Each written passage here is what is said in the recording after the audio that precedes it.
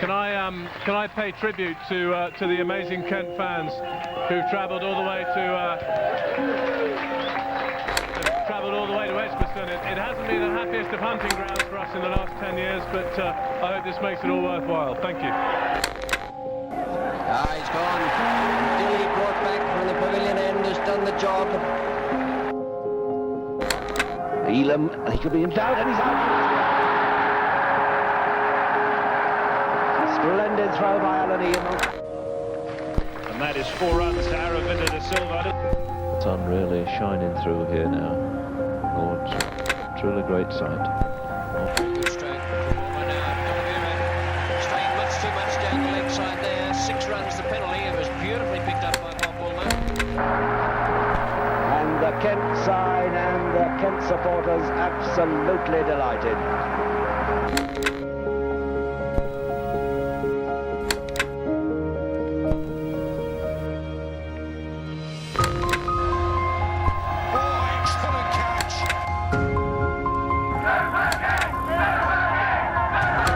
Super Kent is about right. Tremendous game of cricket they played here today, culminating a wonderful run for them in this competition.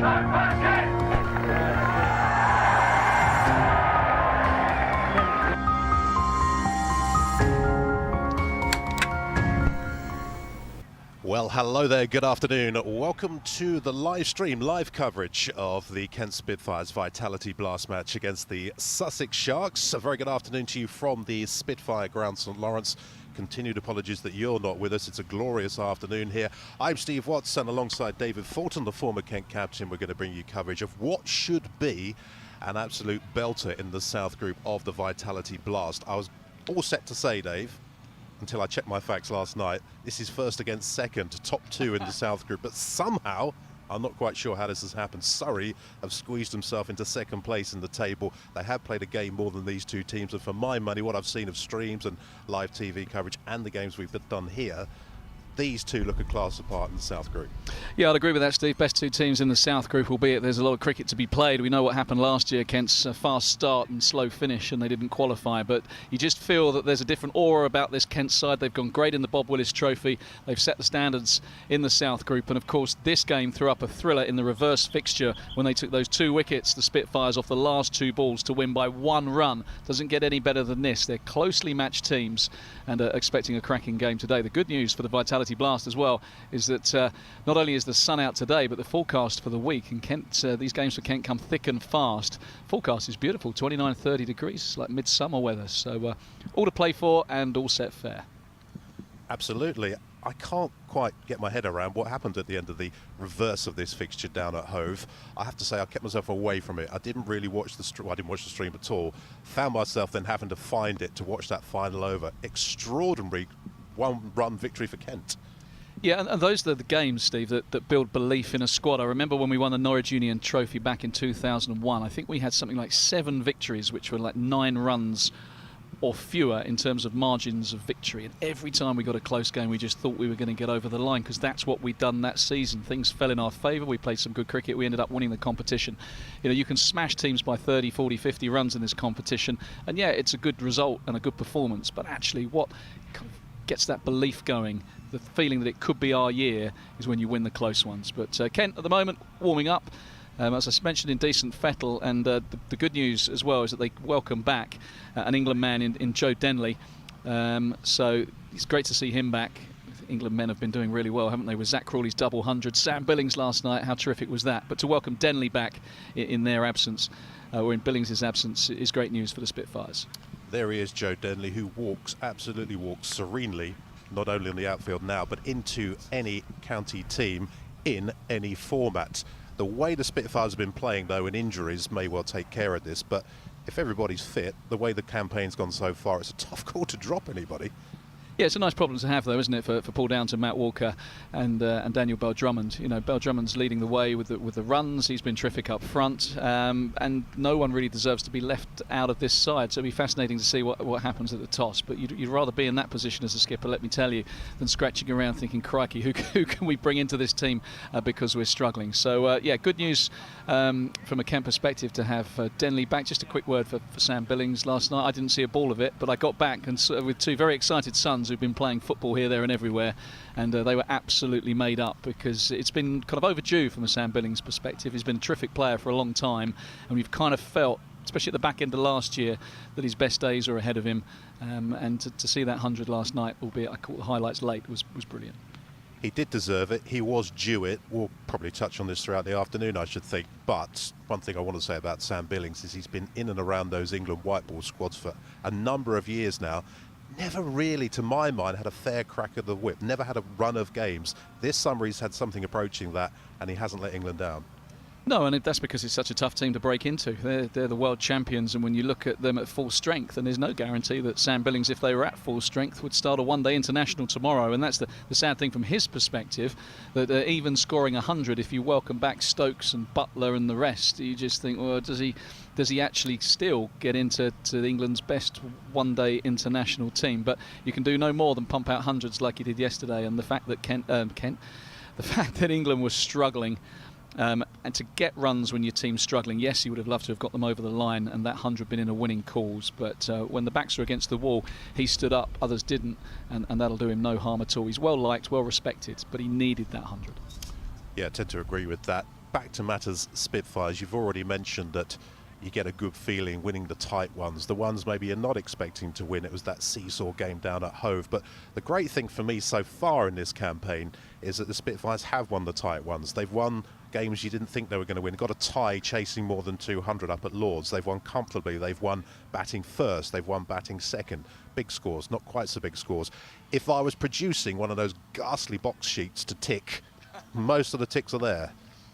Yeah, and it's a great cliche, isn't it? But winning is a habit. You win the close ones, it builds a lot of belief. I mean, ironically, the tie at Lords was one that they probably should have won. The final over or two, they looked like they were in control of that game. But I think the key thing for me is that they seem to have learned from that. You know, there were close ones last year that they lost, or games that they were winning and ended up contriving to lose.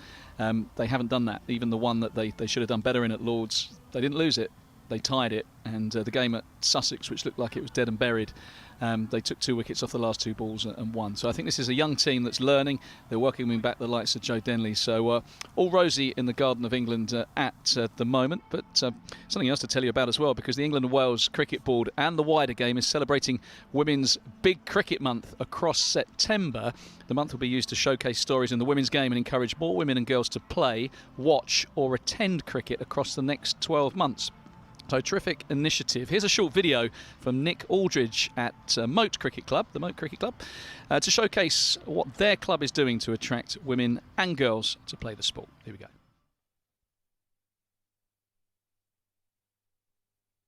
Welcome to the Moat Cricket Club here in Maidstone in Kent's county town. We've been here since 1857, and our vision really as a club is enjoyable cricket for all. We put out 5 senior teams a week. We have over 150 junior players, and we have a growing girls section within the team. We also have a strong South Asian community here, and we look to deliver cricket that represents the community in which we all live in. So I'm Nick Aldrich, and I run the junior section of the club. And that junior section of the club has around 150 members currently, ranging from ages 5 right through to 15. We put out about 10 teams a week, and we've also just started a girls section this year, and we're proud to say that we now have a strong under 9, under 11 and under 13 girls section. Well, we've been trying to condense a whole season into 2 months, but in a safe way that protects the players and also their families around here. So we have been putting on as many games as we possibly can, running training in a safe way during the week and at weekends. And we've also been hosting events like the Kent Women, who have played up here and played Essex recently.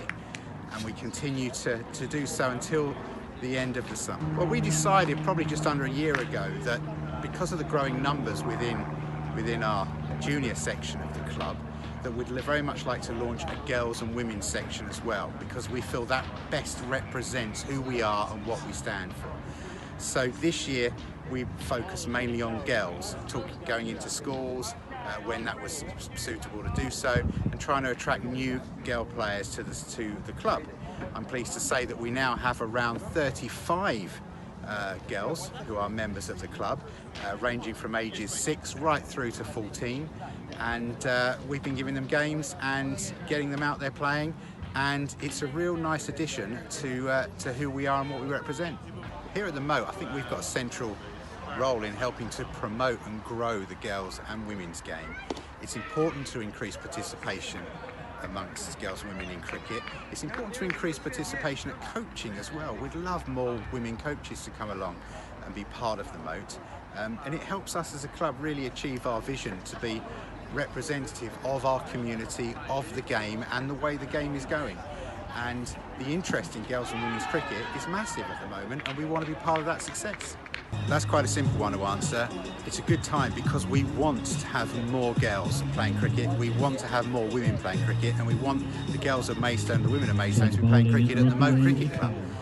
With the growth of the women's game accelerating at a rapid pace, with the professionalism of the women's game, now is the perfect time for us as a club to support Kent's initiative to really drive numbers.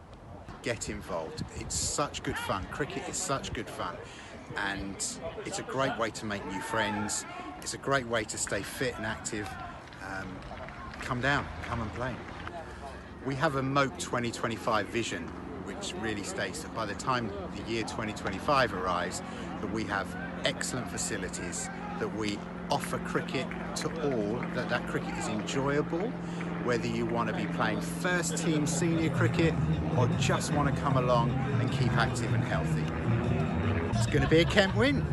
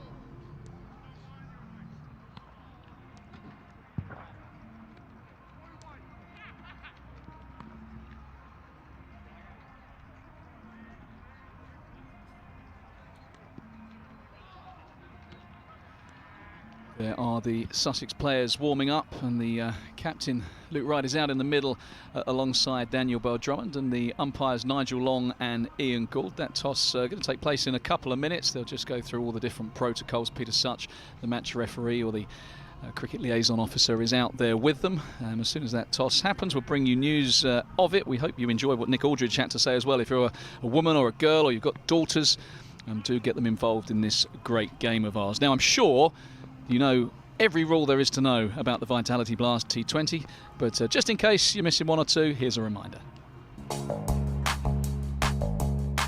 Each match is played by 2 teams of 11 players. Some are batters, some are bowlers, and there's 1 wicketkeeper. Both teams have a chance to bat and bowl. Look out for the coin toss. That's how they decide which team bats or bowls first. Each team has 20 overs to score as many runs as possible. The team with the most runs wins the game. 1 over is made up of 6 good deliveries from the bowler. To score runs, batters hit the ball and run between the stumps. If the ball reaches the boundary, it's 4 runs, and if it gets there without bouncing, that's a 6. While the batting team is scoring runs, the bowling team are trying to stop them and get the batters out by taking wickets. A few ways batters can be out are bowled, caught, run out, stumped, and LBW. Watch out for signals from the umpires, 4s, 6s, wickets, and these when a bad delivery has been bowled. Bad deliveries add runs to the batting team's score, and the bowler must bowl an extra ball. If you see the umpire doing this, the next ball is a free hit, and the batter cannot be out, bowled, caught, LBW, or stumped. And those are all the basics you need to know to get behind your team in this year's Vitality Blast competition.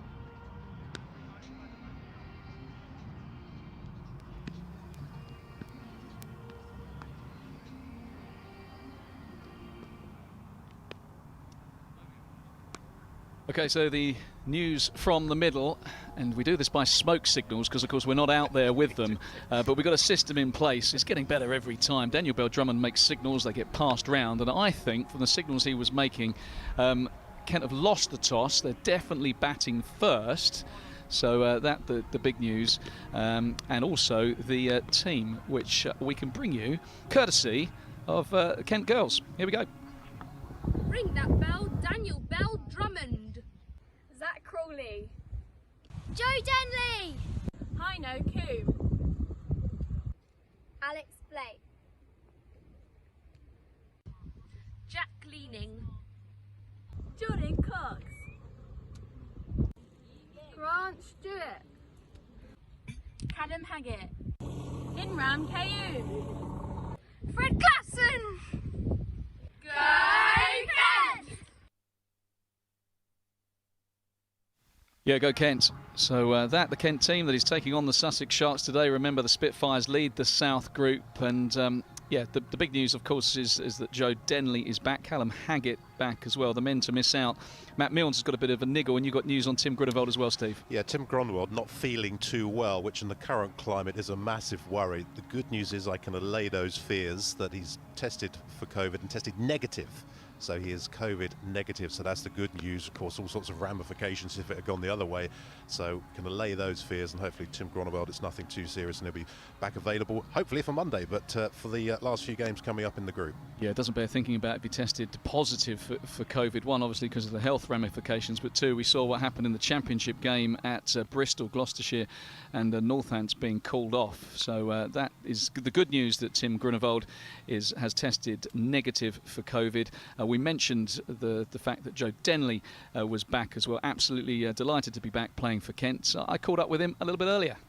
Yeah, delighted to be back, actually. It's been a long, strange old summer, you know, in various different bubbles with England, and found myself spectating quite a bit. So yeah, nice to be sort of released from the bubble and come and play some cricket with Kent, and yeah, hopefully get a few wins and continue our momentum that we've built over the summer. Yeah, that's the good thing as well. You've come back to a side in pretty decent fettle, you know, in leading the South Group in this competition, and have done a really good Bob Willis Trophy campaign as well. Yeah, it's been great to watch, actually. I've been following the live stream and been really impressed. The guys have been playing some fantastic cricket. Myself and Bilbo have been watching, you know, on the iPad in the bubble, and yeah, been really impressed. They've, like you say, the Bob Willis Trophy, they played some great cricket and unfortunately just missed out on that final spot, but in contention in this competition, and been playing some really good cricket, so hopefully I can contribute and we can carry on that form. You mentioned Bilbo there. A word for him on his knock last night. That must have done him a power of good. Yeah, delighted for him. He's actually been looking really good every time I've seen him play in the nets. And he's worked really hard to get to this position. I think he's had some tough luck with his shoulder injury, and he's had to wait patiently for his opportunity, and yeah, boy did he take it last night. A fantastic knock, and shame he was on the losing side, but it will do him the world of good, no doubt. And back to yourself and this T20 campaign. I mean, you say it's been a disjointed summer for you, as it has, I guess, for everybody, but you have been kind of here, there and everywhere. The fact you can now just focus on Kent for the rest of this campaign, and what's the plan, just to contribute to as many wins as you can? Yeah, it's nice to be playing. I think you know, when you're in the bubble and not playing and training, you know, knowing that you're not going to be playing, it can be tough mentally to sort of get yourself in that frame of mind and have that buzz about your game. And yeah, I think coming back and knowing I've got 5 games to try and contribute to a winning team that's really confident at the minute, it's going to be great for myself and hopefully great for Kent. And of course, I guess it was the 2020 route, especially with a bit of bowling as well, that got you back into the England frame. But you haven't played for Kent in this competition for a couple of seasons. Yeah, I know, it's been a while. It's been too long, but yeah, really eager to get out there today and get going, both with bat and with ball. You know, it's a limited opportunity to play for Kent over the last couple of seasons, so every time I come back, it's always exciting, and 5 games to really make an impact. Wish you well. Cheers, mate. Thank you.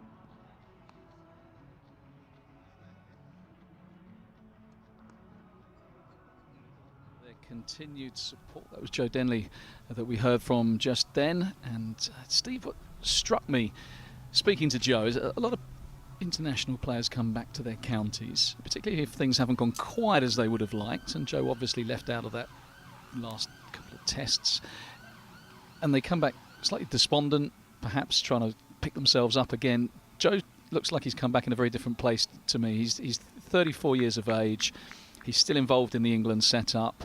He's pretty comfortable in his own skin, and it looks like he's just happy to be back on a cricket field doing what he does best.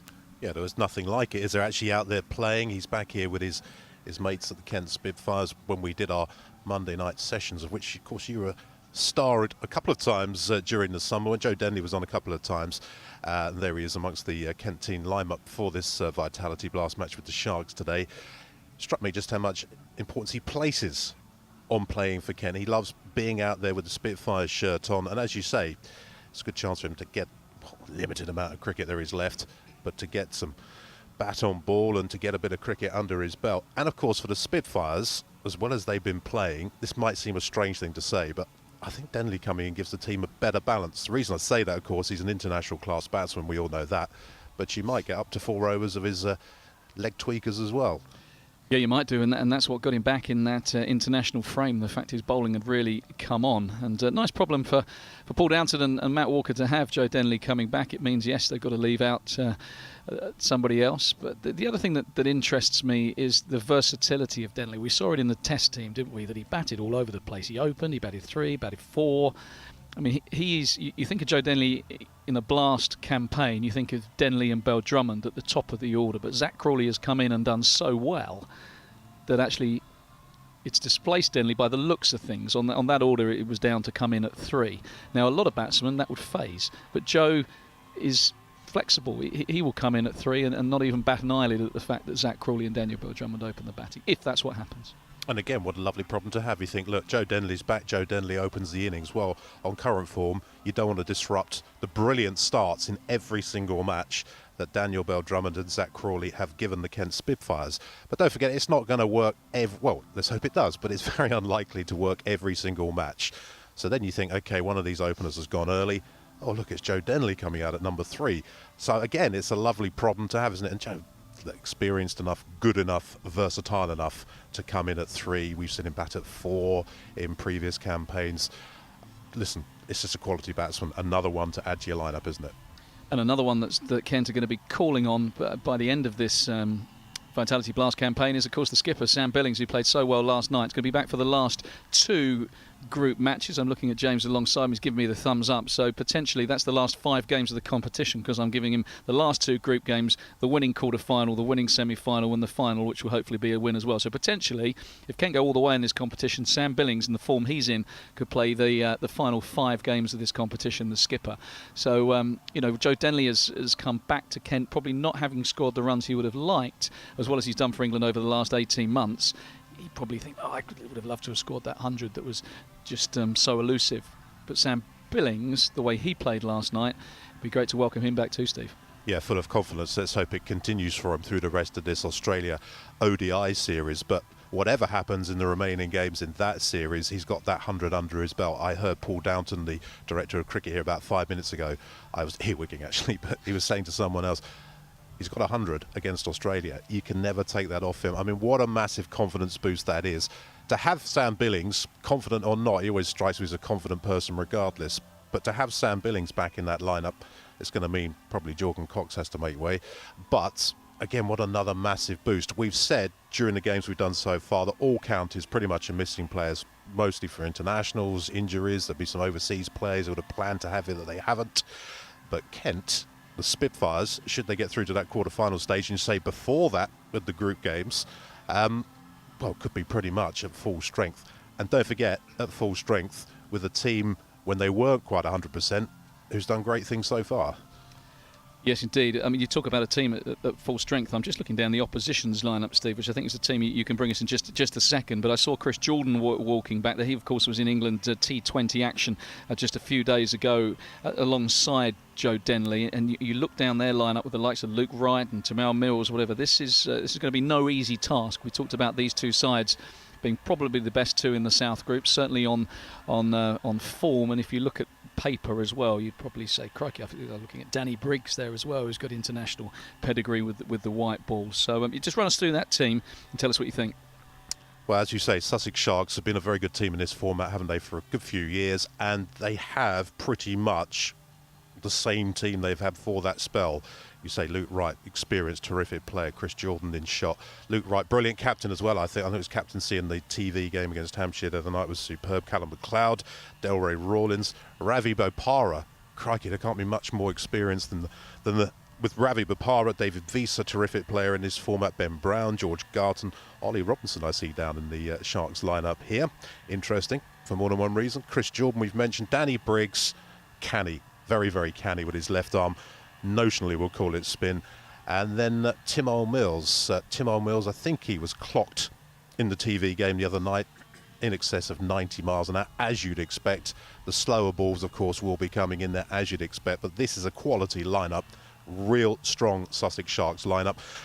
No Phil Salt, of course. They too have a player or two missing, but even so, I look at that Sussex Sharks lineup and I think back to the last few years, how good they've been, and it's more or less that 11. Good point you make about Phil Salt, though, because he's gone up to the England bubble as Joe Denley's come the other way, and that does tip the balance slightly in Kent's favour, because Phil Salt is one of the most dangerous, exciting batters on the circuit, and he's certainly got the Sharks off to a flyer or two. I think Ollie Robinson coming in, you mentioned that there he wasn't down initially on Sussex's team, so I think that might have been a last-minute change. So not sure if there was a niggle amongst one of the other Sussex bowlers who didn't make it, but yeah, no Phil Salt.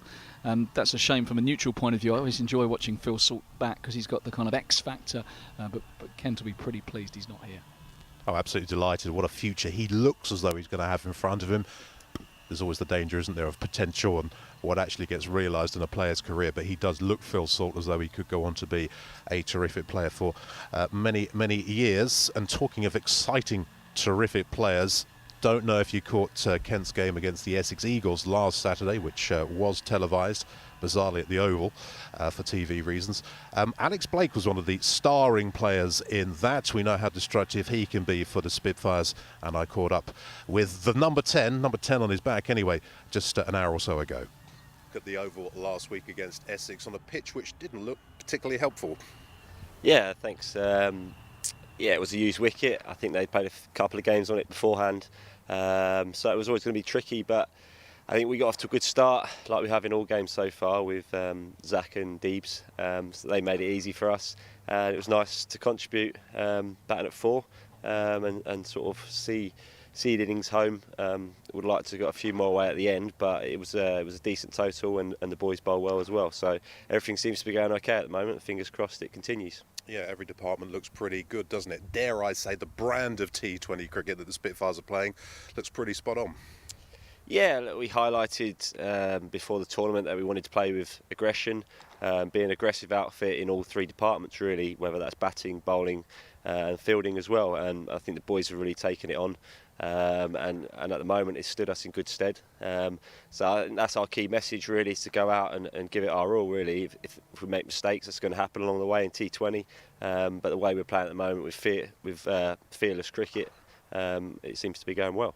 You've already mentioned the starts that the Spitfires are getting with Zach and with Daniel Bell-Drummond. How much freedom, how much confidence does that give you coming in a little bit further down the order?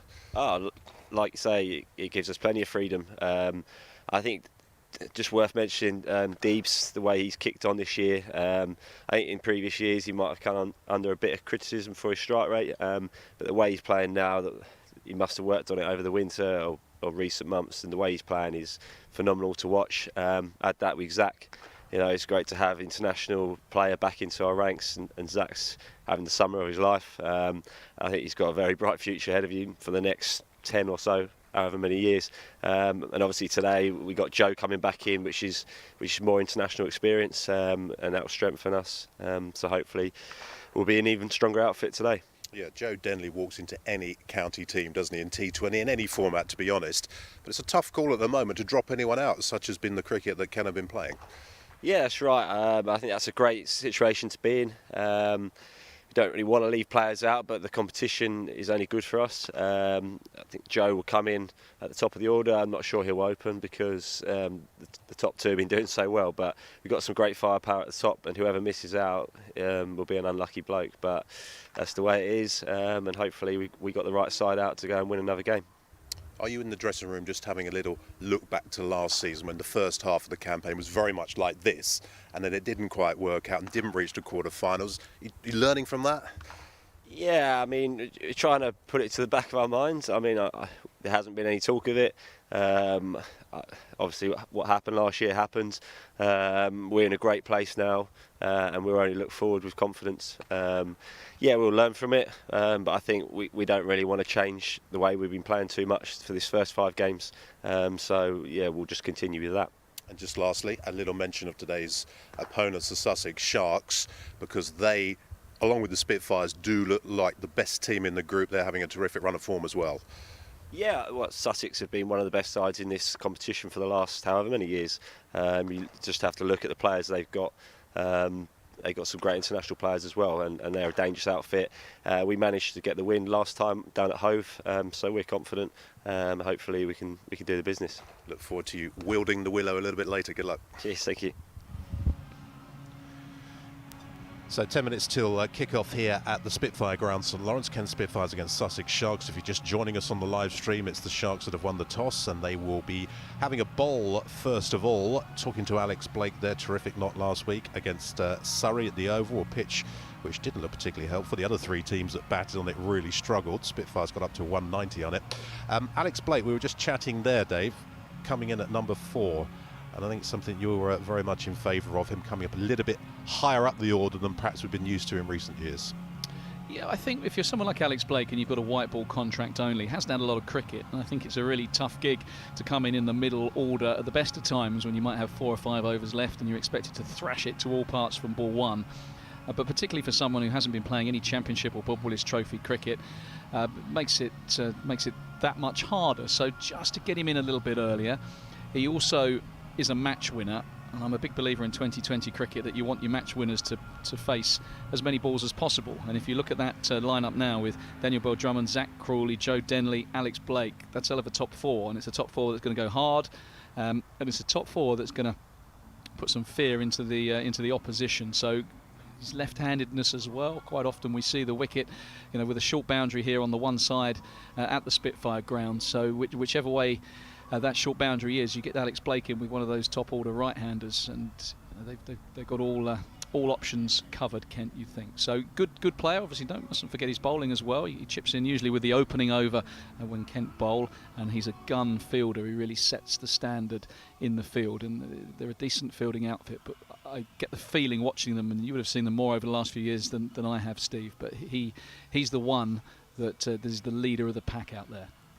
Yeah, and on that particular matter, Joe Denley coming back, very few better fielders than Joe Denley, but on the Alex Blake matter, as you were saying, batting at number 4, if we're going to use that cliche, you nicked it off me, gun player, there are several gun players in this Kent lineup at the moment, but if Alex Blake is one of them, there have been matches in previous seasons where Blake coming in perhaps at a number 6, especially with Kent batting second, very often not quite a lost cause, but occasionally he's done the Phoenix from the Flames job, another cliche for you. But perhaps not getting the best use out of him. But coming in number 4, more of an opportunity. Doesn't tend to take too long to play himself in, but he can have a look at a ball or 2. He hasn't always had that opportunity in recent seasons. No, I mean, what will be interesting is if Kent were to lose a couple of wickets, God forbid they're 10 for 2 in the second over, would they perhaps put a Hino Kuhn up there or a Jack Leaning who play in the longer form of the game and just hold Alex Blake back a little bit, because there is a theory that some batsmen play. I know with O.A. Shah, he was someone that wouldn't bat in the power play. They'd want O.A. Shah batting from overs kind of 7 through towards the end, and then he'd accelerate. Alex Blake might be the kind of player that they think ideally we want him in for the last 10 overs. And you can. It's never a perfect scenario. You can't always control that, of course. But perhaps Blake second half. You know, if there's 60 balls left, he's the man you want going in with 10 overs remaining. I think it's that kind of role for Alex Blake. What you don't want is for him going in with 2 overs to go when you think all that power has been wasted. But we're having a look now at the Sussex team. They are a stellar group of players. They are third in this South group, and they will give the Spitfires a mighty test today. First ball is around the corner. In the meantime, leading up to that, we're going to show you a few more ads, and thanks to our sponsors and partners.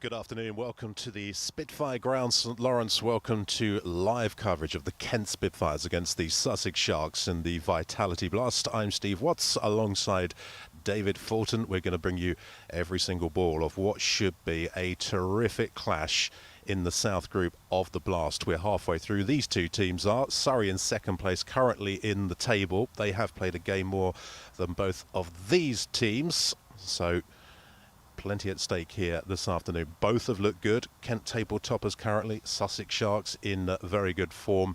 David Fulton, should be a tremendous clash this. Yeah, two best teams in the South Group, in my opinion. They've been playing some mighty fine cricket. Kent coming off that emphatic win against Essex at the Oval for what was the televised game, of course. Winning by 29 runs. Sussex beating Hampshire by 13 runs in their last match. And the round before that was the Kent-Sussex match at Hove that Kent won narrowly with those 2 wickets off the last 2 balls. But you're getting a good look at the Kent team. They're just about to take a knee for the Black Lives Matter movement. Just waiting for the signal for that to happen. It still strikes me as strange that Kent at one end of the ground and the opposition, Sussex, right up the far end under the Les Ames hospitality. So, 2 teams spread out in these COVID times. Players spread out and keep their distance, even when your teammates. It's an impressive looking Kent squad. And there's a few extras there as well, because I think I'm counting more than 11, Steve. Yeah, counting never my strong point. As you say, they'll be taking the knee shortly, just waiting for our on-field umpires to appear. Nigel Long, who seems to be here every single game at the moment, alongside gunner Ian Gould this afternoon as the players take the knee.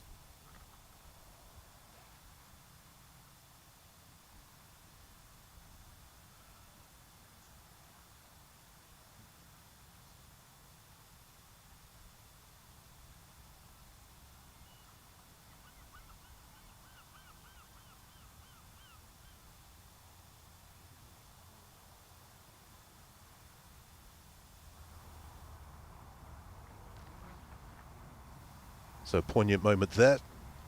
Players taking the knee, Black Lives Matter, and the two umpires now heading out to the middle. Ian Gould and Nigel Long in charge for this South Group clash in the Vitality Blast at the Spitfire ground this afternoon. Luke Wright is leading his Sussex Sharks team onto the pitch, as Dave says, from the still hard to get used to Nackington Road end of the ground. It's not hard to get used to the Nackington Road end, but hard to get used to them being there. As I keep saying, though, the opposition players can have no complaints about the size of their balcony. It's bigger than the Pope's. Yeah, well, that's, of course, the hospitality boxes side of the ground, and whilst they're not being used for hospitality, it does enable the Sussex players to spread out and have a little bit of luxury up there. But there'll be no luxury afforded them when they get out in the middle, that I can tell you, because Kent will mean business. And you just wonder whether, and I don't want to tempt fate, so I'm going to touch wood at this bench right in front of us, whether Kent hold the wood over Sussex. That narrow victory at Hove, when it looked like Sussex were home and hosed. And of course the Bob Willis Trophy game, which was an absolute shellacking courtesy of the double hundreds of Jordan Cox and Jack Leaning, and then 5 for Darren Stevens as the Kent bowlers went amongst them. So yeah, advantage Kent so far this season, but Luke Wright, Chris Jordan and the team from the South Coast will no doubt have something to say about that throughout the afternoon.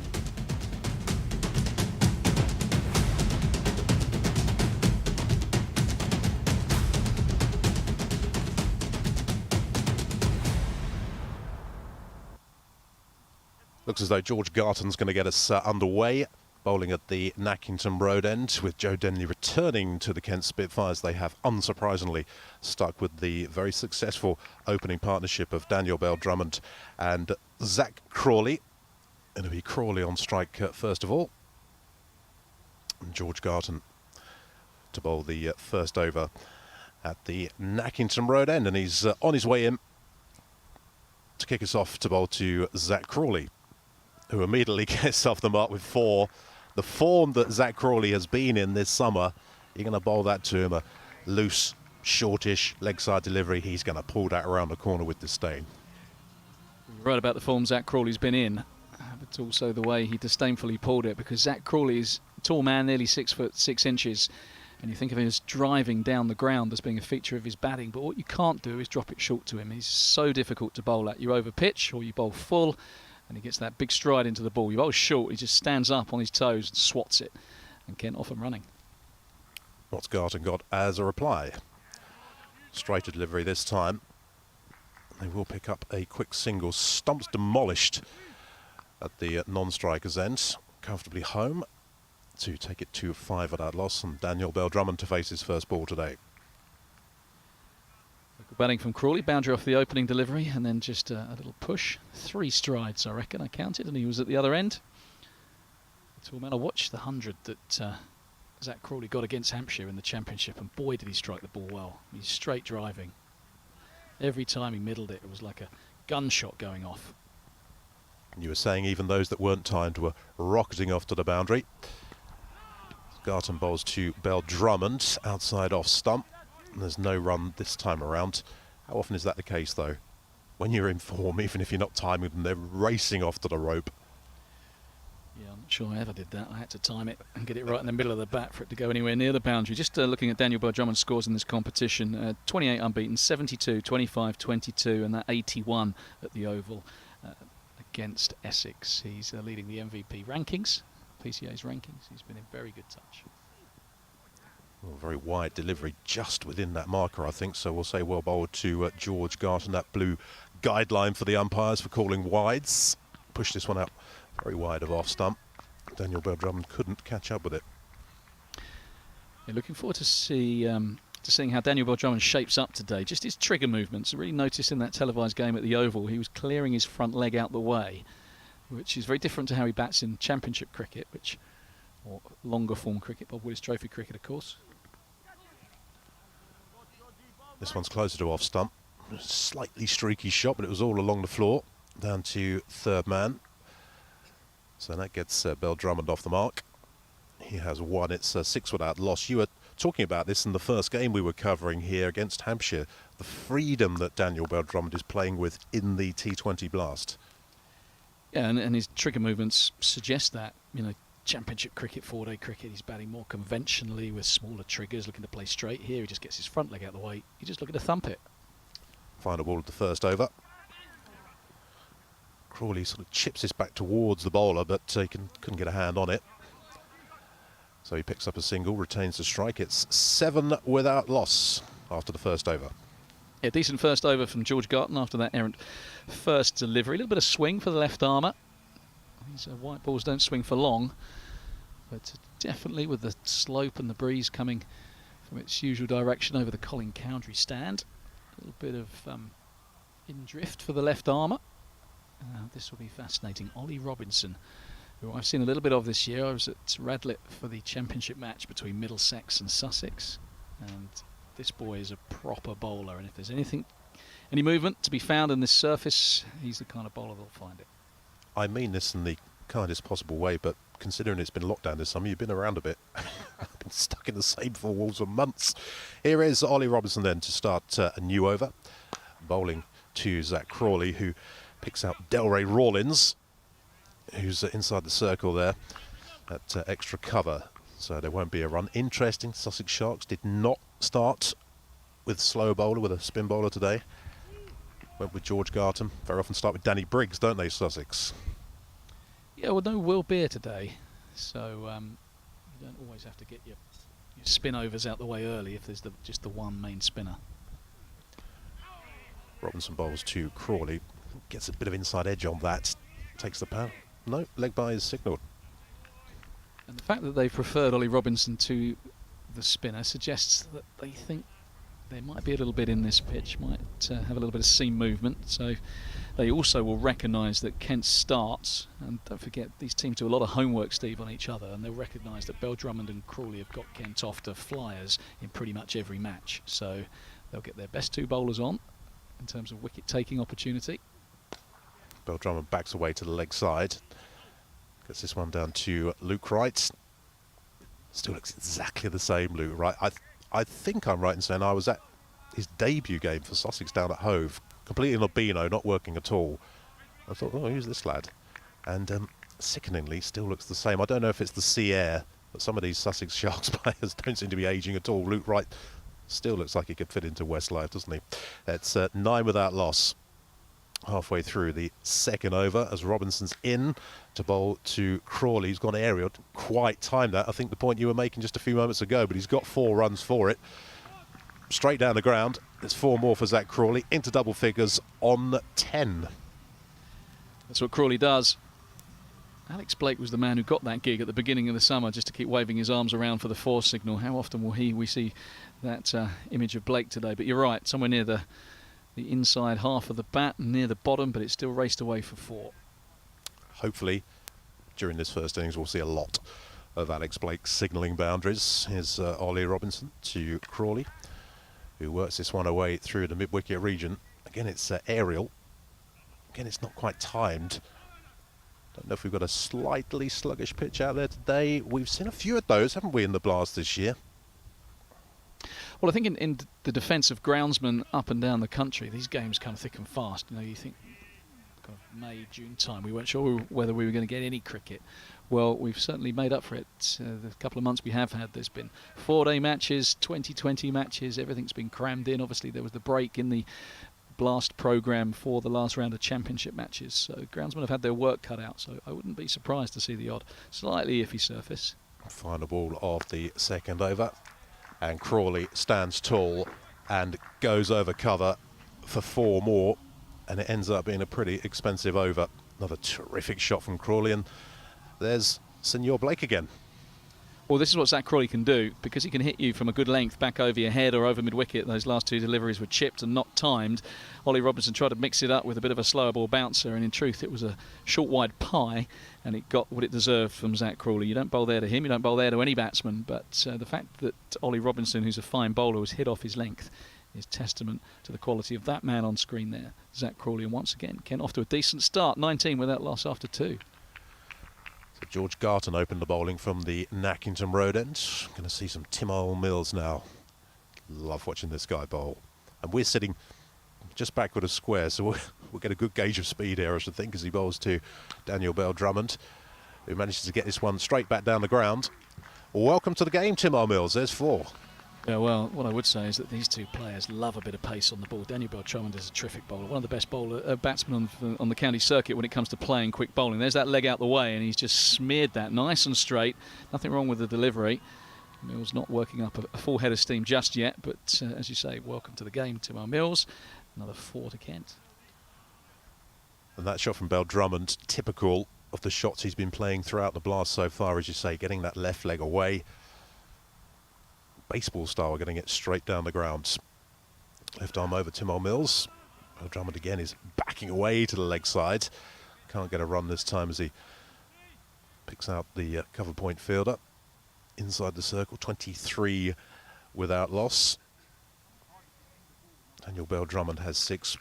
Keep saying this during these games. We're banging on about Zach Crawley, quite right too. I make no apology for it, but Bell-Drummond has been superb so far in the blast for the Kent Spitfires. Captaincy kind of suits him a bit, you know, as well. Yeah, the captaincy has sat easily on his shoulders. Long may that continue. I say long may it continue. Not that long, of course, because Sam Billings will be back soon. He will indeed. Tim Mills is back as well, bowling to Daniel Bell-Drummond, who's looking to almost hook that somewhere over towards us. Yeah, it was quick delivery, good bouncer.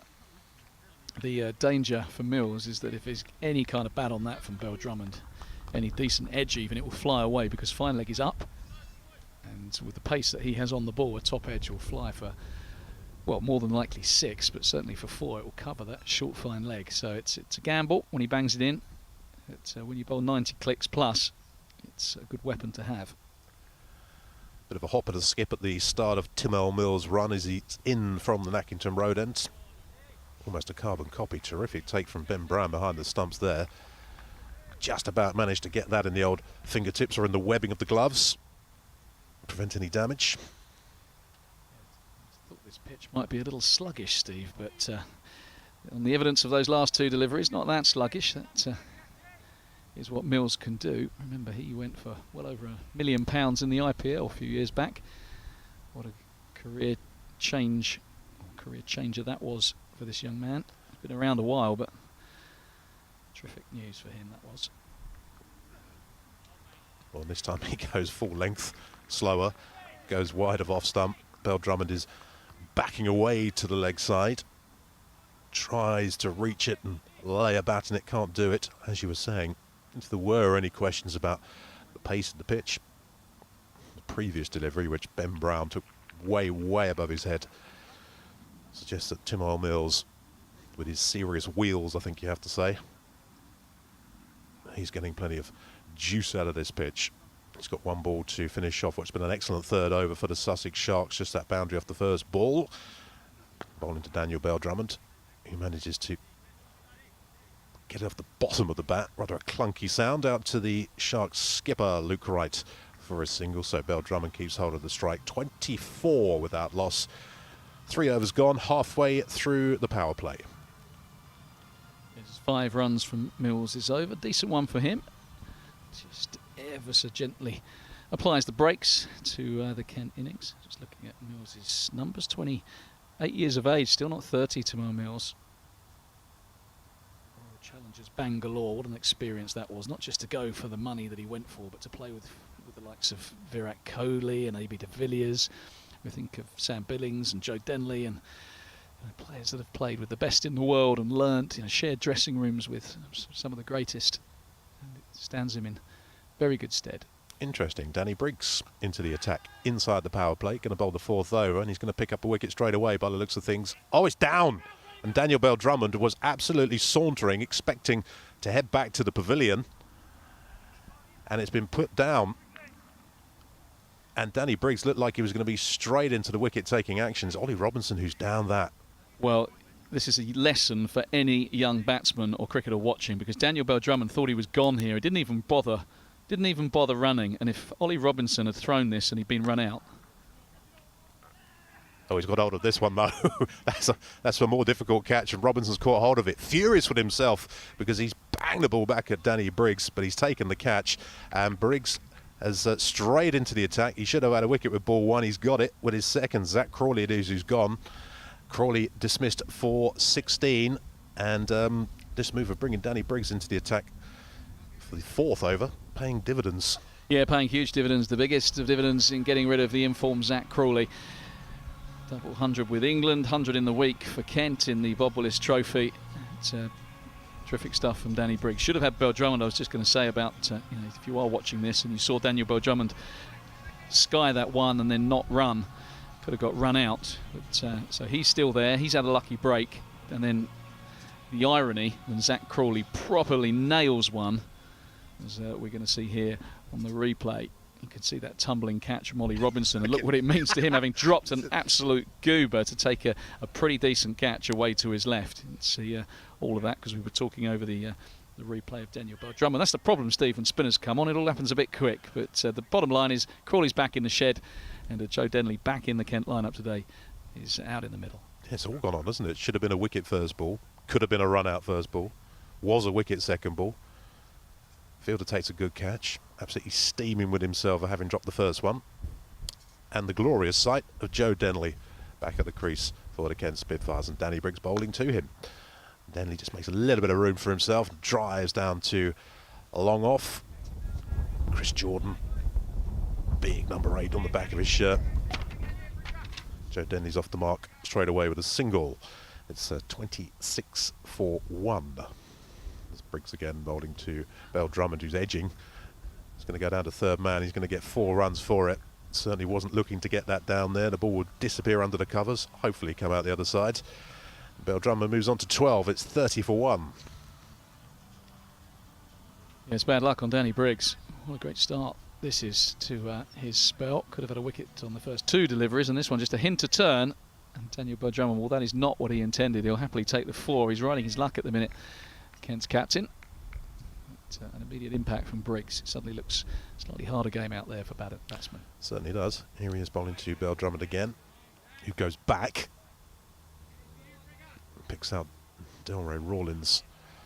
So no run there. 30 for 1 it remains. Very eventful over this. Bell-Drummond is sweeping, wrapped on the pad. Looks as though that's probably going down to miss leg stump. But a very good over indeed. The 4 from it was a streaky one, a wicket. Should have had a wicket first ball. It's 30 for 1 after 4 overs.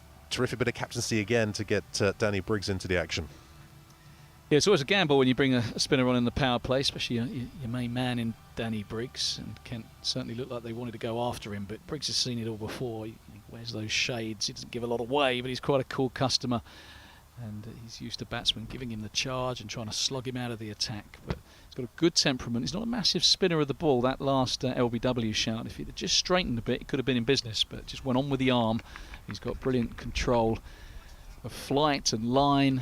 But, the only thing that's probably missing from his repertoire is the really big spinning delivery, Danny Briggs. He's one of those I'm talking about with the sea air, though. Doesn't seem to age at all as Timor Mills starts a new over. Bowls to Joe Denley, who as always looks immaculate, and cracks this one down to Ravi Bopara, who's on the boundary at square leg in the reverse of this fixture down at Hove last week. In that eventful, very eventful final over of the match when the Spitfires got over the line by 1 run. He was steaming, wasn't he, Ravi Bopara, when he was given out? Absolutely fuming. Yep, was given out when he thought he'd missed it.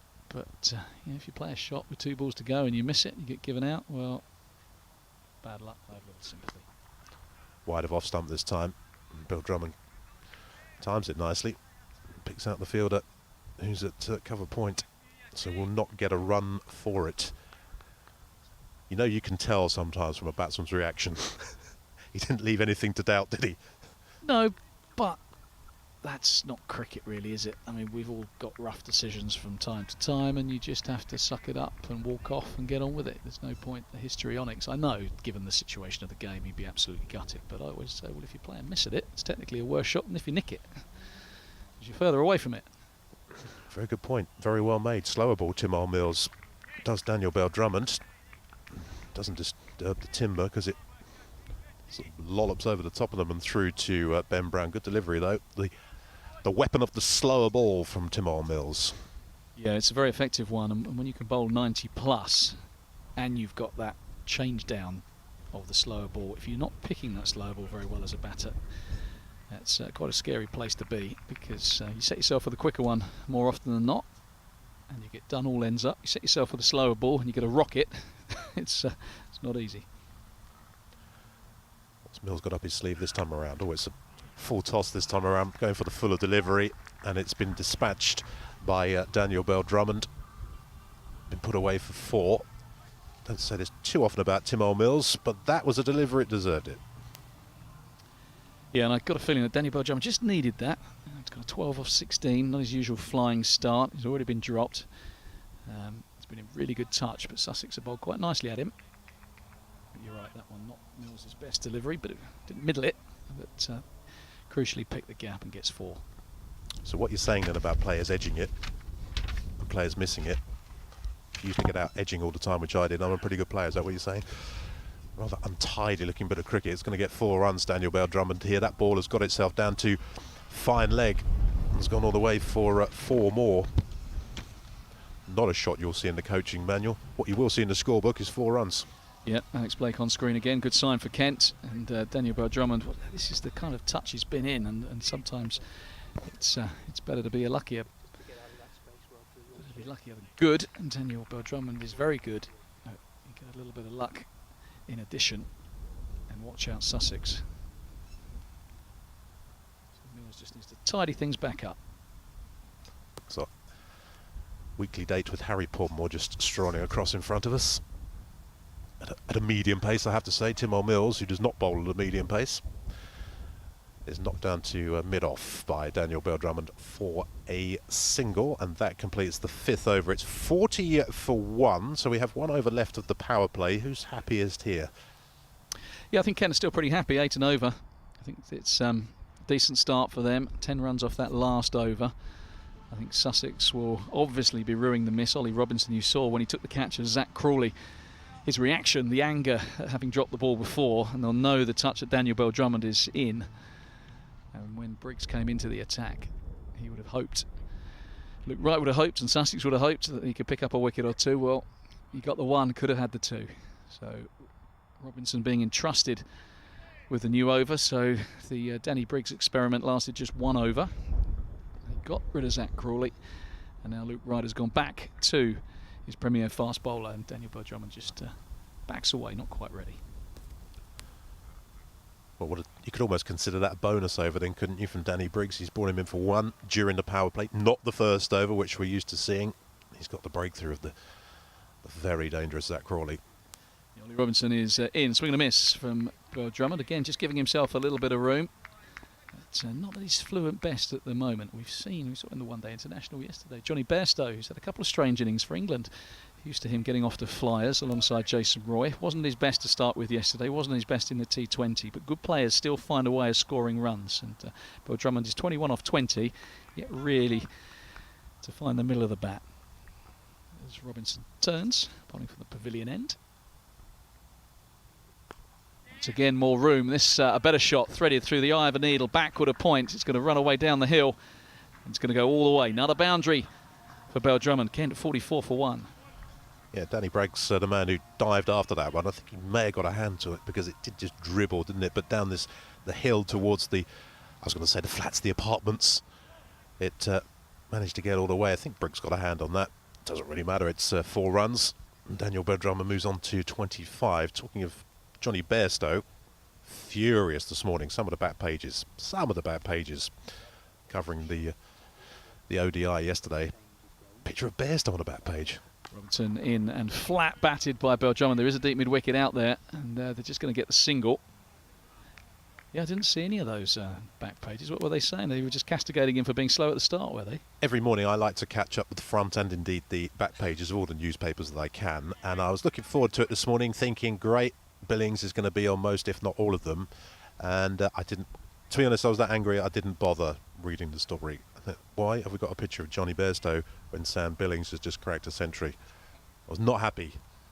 See the people on the apartments there getting a view of the cricket as Robinson comes in and bowls to Joe Denley, who's going to get a boundary here. Kind of almost wincing as he played it. It tucked him up for room, but he's going to get his first boundary. And Denley away, so he moves to 6, and Kent approaching 50. Yeah, he was tucked up for room there, wasn't he? It was a bend of the knees, as you say. He almost played it apologetically, expecting it to wrap the thigh pad or somewhere perhaps a little bit more dangerous, but he managed to get it down to fine leg for 4, and the Spitfires on the verge of the 50, so another good power play. But for the first time really in the Blast this year, the Belldrummond-Crawley partnership has not got the runs it usually has. Oh, giving himself some room there, Joe Denley. It's a good effect as well. Goes up and over the offside. I think if Ollie Robinson had bowled that outside off stump, there was no way Denley would have reached it. Tried to follow him. Denley had gone so far outside leg stump. It was a ball over the top of middle stump that he could effectively square cut, up and over. Another boundary, 50 up. Yeah, half century up for the Spitfires. As you say, Denley was almost off the cut strip by the time he was playing that. But connected with it, got it up and over, backward point. Denley moves on to 10. He's only faced 4 balls. It's an expensive over, this 13 from it so far. Yeah, good start for Denley, good start for Kent here as Robinson tries to reply. He's going to get another boundary here, Joe Denley. This tactic of giving himself a little bit of room is working a treat, and someone's going to have to go find that ball because that's almost in the Nackington Road. Yeah, there's a nasty bank down there as well. As you must have parked your car down there when you've been here previous seasons. Down here, if you hit forwards instead of reverse when you're leaving the ground, you're in trouble, so someone might have to dive down the bank. But that's the end of the power play, and that very productive final over for the Kent Spitfires means they've knocked up 57 for 1, so it's another good power play. We're not so used this season to seeing 1 in the wickets column. Such are the starts that Belldrummond and Crawley have given the Kent Spitfires, but Crawley's the man to go. But Joe Denley, we've all been really looking forward to this moment, haven't we? He's on to 14. He's only faced 5 balls. Daniel Belldrummond, as you say, hasn't looked quite so fluent as he has done so far in the Blast this season. He's got 26 on the board. Power play is done, and we're going to see Danny Briggs.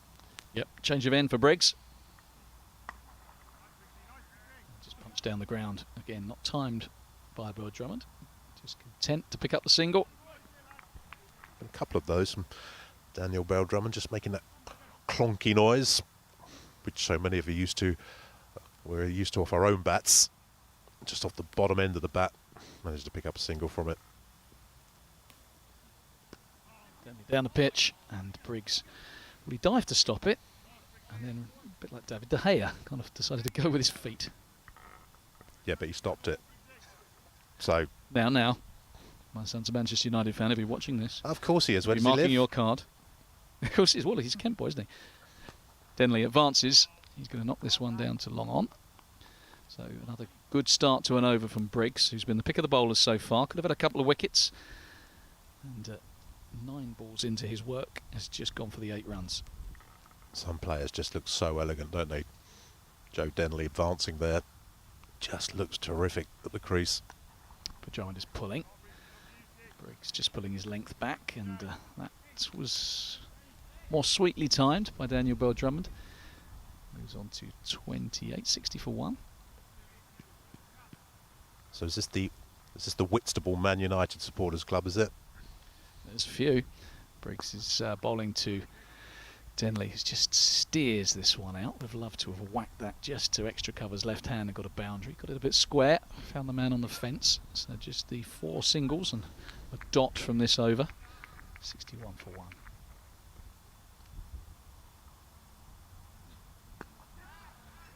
Pitch out of catch. He's gone up and over the offside, Daniel Bell-Drummond, but the sweeper does his job.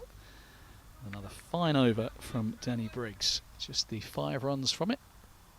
A couple of miserly overs. He's 1 for 11. Yeah, don't let the shades and the ever youthful look of Danny Briggs fool you.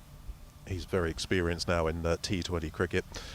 And yet again here at the Spitfire ground today, he's showing his worth to the Sussex Sharks.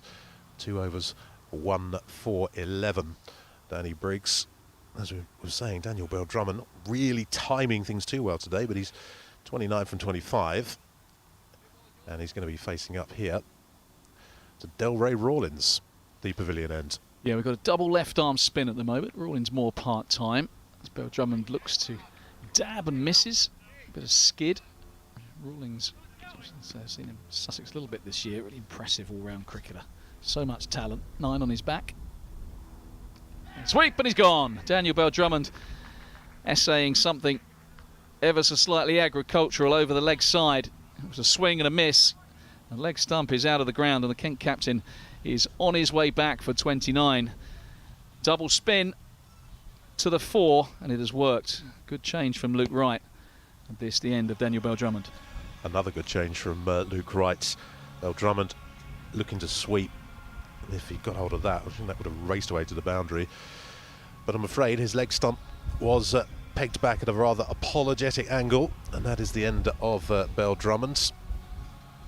So the 2 form batsmen for the Spitfires, or 2 of the form batsmen anyway, Bell-Drummond and Crawley back in the hutch.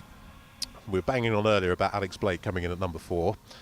Coming in at number 4 is number 4, Heino Kuhn. Yeah, this is a really interesting decision by Ken. I think it's because the wickets have fallen this early. I think 7.2 overs, maybe that's Kuhn comes in, and it goes back to what I was saying earlier about Alex Blake perhaps being held back for the last 10 overs of the piece. The only thing I'd say, you've got 2 left-arm spinners bowling, and if you're a left-handed batsman with 2 left-arm spinners bowling, you'd be itching to get out there, I would imagine. But they're going with Kuhn, they've got their plans, and he can manipulate the ball well, Heino Kuhn, and he usually gets off to a quick start. I do like this though, this fluidity in the batting lineup. Obviously it's an important part of T20 cricket, isn't it? But I tend to agree, if this had been over 12, may well have been Alex Blake marching out to the middle, but Kuhn it is. Short outside off stump from Rawlings, cut away, but a good bit of work at backward point. It's Luke Wright himself, the skipper. I don't often see the skipper at backward point. But, single taken. Denley back onto strike. Sussex flying through their overs at the moment, turned away on the leg side. And they're scampering, but they're only ever going to get a single. Yeah, he really does race through his over, doesn't he, Delray Rawlins? The single that had been taken the previous ball, I'm looking up the scoreboard, he's already in for the next. Yeah, well, fielding sides will do this. When they get on top and they take a wicket, they'll try and race through, get 2 or 3 overs in quickly before the batsmen know what hits them. It's going to be a single for Kuhn as well onto the leg side. Denley will get 2 here. Well placed by the diminutive South African. Joe Denley lightning fast between the wickets, and we'll need to see more of that from the Kent perspective. I should think with these 2 at the crease, we will see plenty of that. Both pretty sharp, aren't they?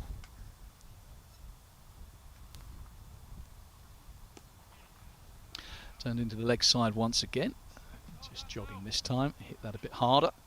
Only ever going to be 1. So decent over from Rawlins.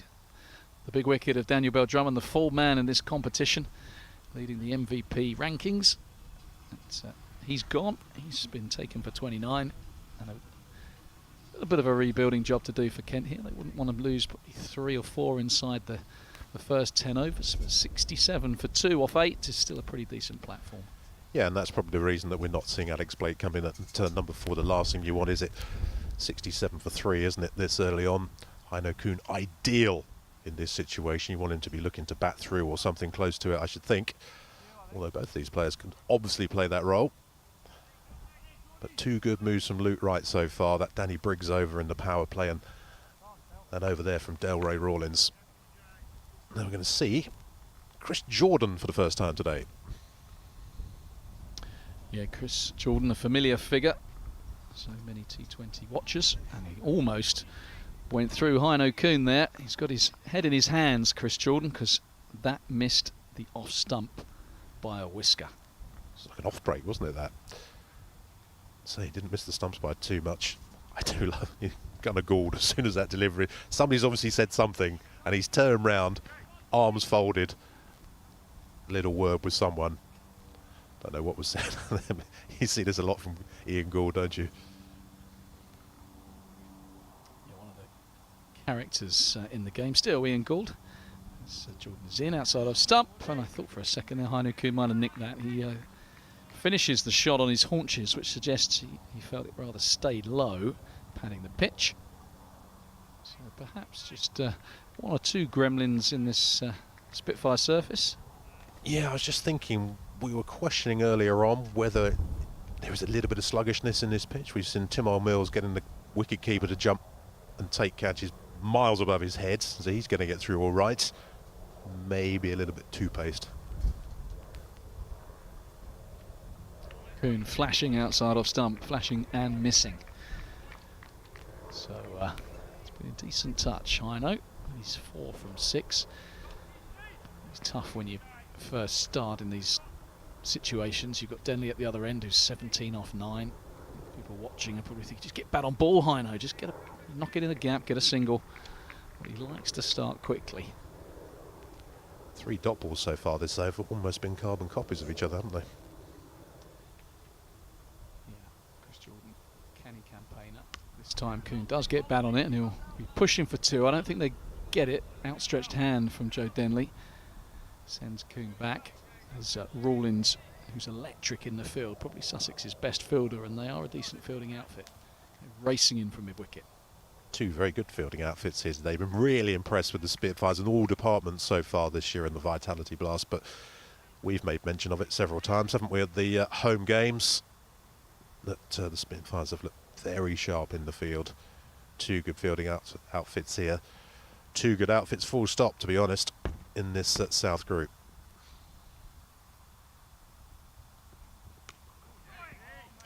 Denley plays back down the pitch. Another decent delivery from Chris Jordan. This the best over of the match from a Sussex perspective, certainly in terms of economy and more patting of the pitch. So sometimes, you mentioned Mills, the ball flying through, sometimes you can find a bowler who's just right for a surface. You know, the pace that Jordan bowls could be ideal, and what he's done, unlike some of the other bowlers, he's just stuck to a line and length. So many variations come out the bowlers these days. Sometimes good old-fashioned line and length on a pitch which is doing a bit. Once again, opting for that option. This time it's going to be George Garton who fumbles, and they're going to get back for 2. He's going to have to hurry, Heino Kuhn, but he is quick between the wickets. So just breaking that little run of dots and singles. And 2 to Denley to complete the over. Good one from Chris Jordan. Excellent over. 70 for 2 it is. The Kent Spitfires didn't look as though there was going to be a couple of runs on offer there. Final ball of that over. As we mentioned a few moments ago, these 2 are very quick indeed between the wickets. Terrific over from Chris Jordan. As you said, very canny. 1 or 2 just holding up in the pitch there. Can I use the cliche that's out there at the moment? Bowling it into the surface? Yeah, most bowlers bowl it into the surface to some degree. This one is an outside edge from Kuhn. He's going to get sent back by Denley. Yeah, there were some bowlers kind of kiss the surface. They bowl a slightly fuller length. We always used to say Mark Elam used to kiss the wicket, whereas someone like a Dean Headley used to hit the wicket. Just a difference in length, really, but difference in trajectory. So Rawlins is bowling to Kuhn, who's down the wicket. Rawlins saw him coming, dragged his length back. He just punches to long off, where Jordan is doing the fielding, and you so often see the best fielders at long on, long off, and Jordan, who's bowling from the Nackington Road end, has gone all the way to the other side of the ground to field. If you think of it in the simplest of terms, the alternative to bowling into the surface is bowling a load of full tosses. So no one wants to do that. Well, it can be a tactic, as Denley goes in to out. Jordan is going to get this. It'll probably only be a single. No, they're coming back for 2, and they're going to get there. A little bit further to run round to his left than we thought. But Jordan just looks to the sky. That wasn't his best bit of work. But another 2 runs in to out by Denley. I know the low full toss can be a very useful weapon, can't it? Particularly in T20 cricket. You don't want to be bowling full tosses all the time, though. No, Denley back on the back foot. He's going to have to hurry here. It's a quick single. Denley at the bowler's end, and he gets in for another single. Yeah, look, I think there's a slight difference bowling into the wicket. Some people talk about bowling almost along the wicket. I think it's a trajectory thing. If you're a tall bowler, the ball's back of a length, that's seen as bowling into the wicket, as opposed to maybe a shorter man like a Mark Elam who's trying to almost get the ball just to skim off the wicket, which is still kind of into the wicket, but you wouldn't talk about a bowler bowling into the wicket if his trajectory was kind of fullish and looking to almost skim it and get it to just kiss and go towards the slips. Rawlins to Kuhn, who reverse sweeps, gets it up and over. That's a fine shot from Heino Kuhn. That is going to be his first boundary. We've seen a reverse sweep. I think it's been a real fixture of the Blast in the 2020 campaign. Just up and over, played to terrific effect. Yeah, cracking shot this, wasn't it? In position early, timed it perfectly, got it behind square, got an aerial, and it raced away for 4 runs. A timely boundary, I'd say. Going down the pitch. If there was any bat in this, we'll watch Nigel Long, who looks like he's poised, ready to signal a leg by. Indeed he does. So, yeah, that's a timely boundary indeed. I like the way Heino Kuhn gets underneath it and scoops it over. It's, you know, there are some people who get down and they hit the reverse sweep flat and hard along the floor. The trouble with that is when there's 2 fielders behind square, you can nail it straight to them. Heino Kuhn, short man, gets underneath it, goes up and over. No great surprise that Luke Crichton's mixing his bowlers up here with Danny Briggs back into the attack. Chris Jordan bowled that superb over from the Nackington Road end last time around. You may expect once Briggs is into the attack to get through his quota of overs. He's in here to Heino Kuhn. Ravi Bopara spills the first bit of fielding, but there's no damage done. It's a single, that's all it's going to be. What these two have done well when perhaps boundaries haven't been there these last few overs is run hard.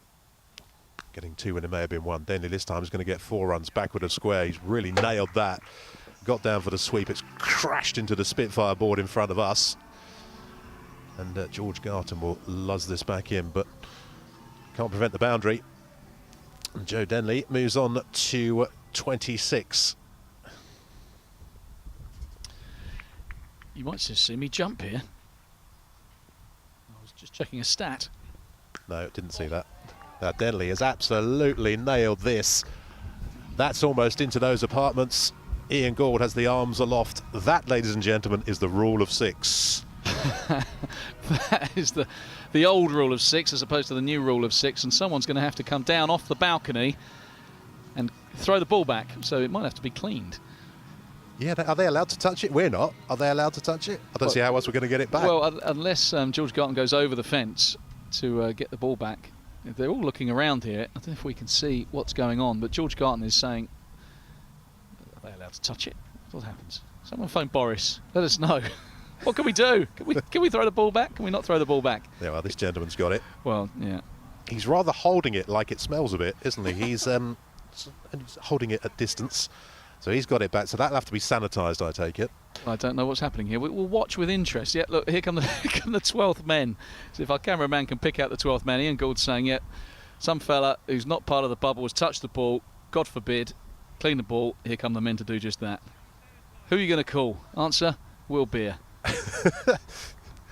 Yeah, here he is. He seems to have a load of drinks. I take it he's got some sanitizer there as well. I haven't actually seen this done yet. Here we go. Bit of spray. There we go. Has he got a duster?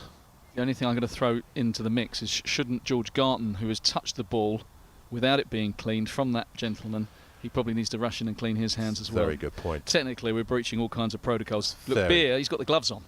He's saying, you happy with that? Ian Gould's saying, that doesn't look like a vector of disease to me. That looks like a perfectly clean ball. Can someone call Boris and tell us if we can get on with the game? In the absence of Boris, there's Nigel. Well, I'll tell you what, next time Chris Whitty needs a holiday, we know who to call. Dave Fulton's thinking of everything here. I must admit, my mind doesn't really... my mind should be better at thinking of sanitizer. I'm very good on the hand washing. The other thing to bear in mind is that gentleman should now go and hand sanitise as well, because they are retirement apartments, and I don't want to guess the age. He could have been easily just in his early 60s, that gentleman, but if he was much older, he'd be in the category that is vulnerable. Full toss this time around. And it's picking out Ravi Bopara, who's inside the circle. Yeah, to so either side, there's 4 runs. As it is, it's a dot. What you might call a bonus dot for Danny Briggs. 1 for 22 from his spell so far.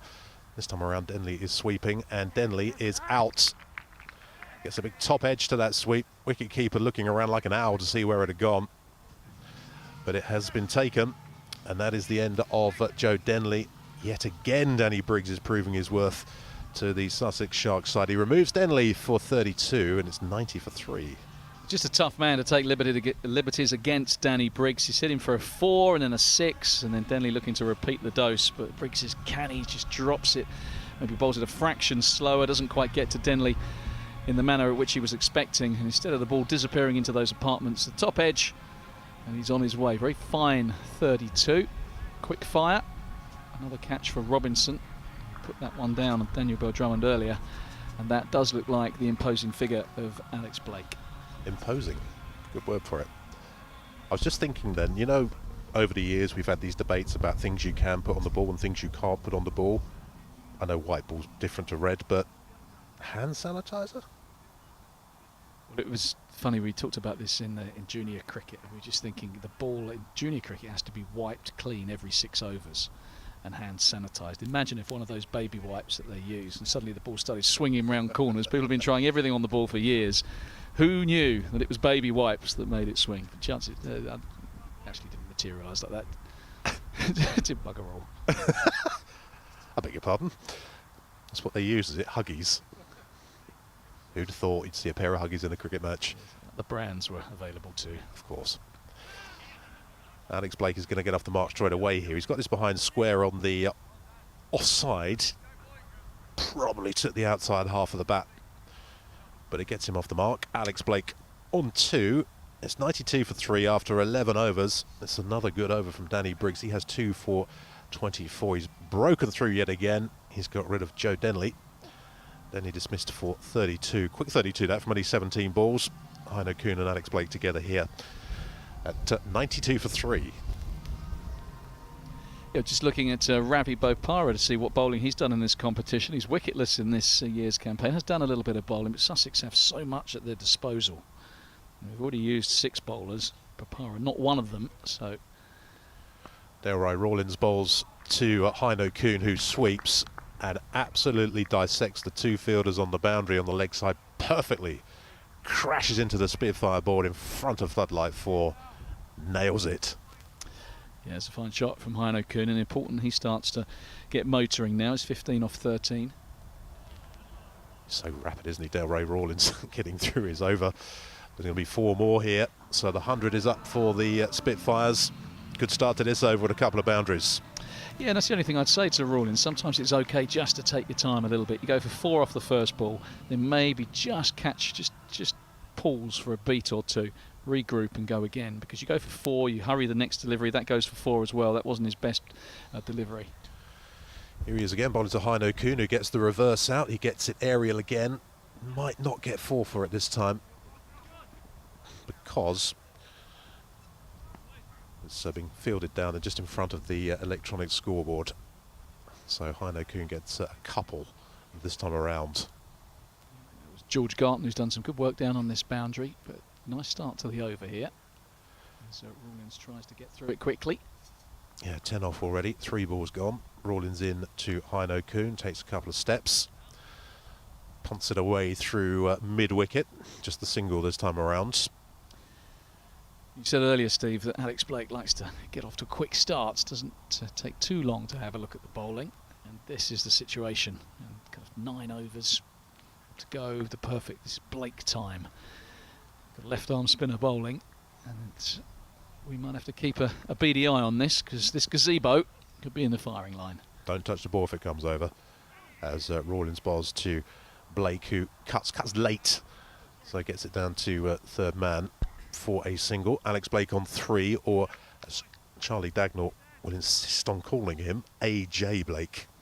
Would not leave that alone last Saturday when the Spitfires were on the telly. Heino Kuhn is sweeping. He's picking out the man down at deep backward square, and Heino Kuhn has gone. He's gone for 22. So it's been an expensive over, but it's been a productive one, because Delroy Rawlins has got rid of Heino Kuhn. Sweeping, bit of top edge in that. And picking out, is that Callum McLeod down there, I think. just in front of the boundary down at deep backward square leg. Kicking off for 22, 104 for 4. Yeah, and all the wickets falling to the left arm spinners. Briggs, the front line spinner, has been excellent, but Delroy Rawlins has chipped in with wickets too. And what was a decent over from a Kent perspective, 12 off. It's the frustrating thing from a batting point of view. It'll annoy Matt Walker, I'm sure, that you take 12 off the over. I mean, I guess you've got to keep pushing on. You've got to keep taking the risks, but when you've got 12 off an over, you knock it for a single, it's been a good over, you're still intact. But the way 2020 is these days, it's foot flat down, and you accept that if you go that route, you might lose a few wickets. But Kent's batsmen keep on coming. Jack Leaning, another fine player. Yeah, the leaning tower of Canterbury. Jack Leaning coming in to join Alex Blake. 12 overs done. That was the final ball of Rawlings' third over. 2 for 25 he has. The Leaning Tower of Canterbury. Well, were you up all night? No. Can you not tell I was not up all night? I thought it was quite clever. I'm sorry. No, I quite liked it. That's why I was suggesting you put a lot of work into it. I didn't. Didn't do any research, no focus groups, nothing, just came out of it. Jack Leaning, 34 on his back. Now we've got Chris Jordan back into the attack at the Nackington Road. And interesting that you were saying about the two left-arm slow bowlers for Sussex Sharks being productive. I wonder what Imran Khayyam is making of this, sitting over in the seats. Here's Chris Jordan bowling to Jack Leaning. It's down the leg side, it's called a wide. The gunner called, signals the wide and gives the fist bump. So bonus run for the Spitfires, 105 for 4. Yes, of course, Khayyam supplemented today by the leg spin of Joe Denley. So if this wicket is one for the slower bowlers, you'd like to think Kent have those bases covered. There's a bit of Blake, a bit of Leaning, so that Kent have got options in the slow bowling department. Chris Jordan bowls to Jack Leaning. Maybe just came in a little bit at the right-handed batsman then. So there's no run. Chris Jordan into his second over. What a terrific first over he bowled. And this is where you see players who know their roles. Chris Jordan, fantastic at the death for England over the last few years. You can see now just the one over in the first half of the innings. He's going to bowl probably, you think, his remaining 3 in the, if he gets his full complement in the back half of the innings where he's a master. He most certainly is, and he's bowling to Jack Leaning, who's pushing away through mid-wicket. They set off looking for 2. Alex Blake starts to come back for the second. A very loud shout of no is sent in his direction, and we all heard it. So it's just one to bring, I'm only going to say this once more, AJ Blake back onto strike. Terrific knock that, wasn't it, at the Oval last week from Blake? Yeah, he played well. He goes well against certain teams as well, doesn't he? I seem to recall him often striking like that against Surrey. I think Surrey might have been interested, I could be wrong, signing him not so long ago. Probably just to stop him scoring runs against them. So Chris Jordan just making 1 or 2 adjustments to his field at the top of his run at the Nackington Road end, delighted to say. Bathed in sunlight, he's going around the wicket to the left-handed Blake, and he has knocked his off stump out of the grounds. Blake has gone for 3, not today for Alex Blake. And this game at the moment, this innings you feel is right in the balance. We're in the 13th over, 106 runs on the board, concerningly for the Kent Spitfires. 5 wickets down. Super bit of bowling by Chris Jordan, showing all his England experience here. No slower balls, no variations, just pace and accuracy. He's pushing Blake on the back foot and just knocking that off stump 5 yards or so back. So the danger man Blake is gone, and I think Sussex has done really well here. They got their matchups right. You don't want to bowl 2 left-arm spinners when Alex Blake comes to the crease. So they whipped Danny Briggs out of the attack, put in the experienced England bowler, and went after him and got their man. So opportunity for Jordan Cox here, because there's still a bit of time in this innings. 106, nowhere near enough runs on the board, so they want 150, 160, and they're going to have to go some from here. The classic sight for any bowler. The stump shot back, as you say, 5 yards or so, which brings Jordan Cox to the wicket. Luke Wright, as the Sussex Sharks captain, hasn't made many wrong calls, if any, so far, with the way he's using his bowlers here. Definitely is an opportunity though, isn't it, for the right-handed Jordan Cox. He's got to face up to Chris Jordan. Jordan here. Wide outside off stump. And Jordan Cox doesn't get anything on it. Talk about off stumps being knocked back out of the ground. I remember facing Wakar Yudis here in 1998. He knocked my off stump out of the ground. I was actually shouldering arms at the time.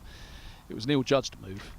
And I looked behind me, and the stump, I reckon, would have gone about 20 yards back. It had that perfect kind of end-over-end, somersaulting kind of stump. And I thought, that's well bowled. Just imagine if he got an edge on it. As Jordan bowls to Cox, who's off the mark with a single.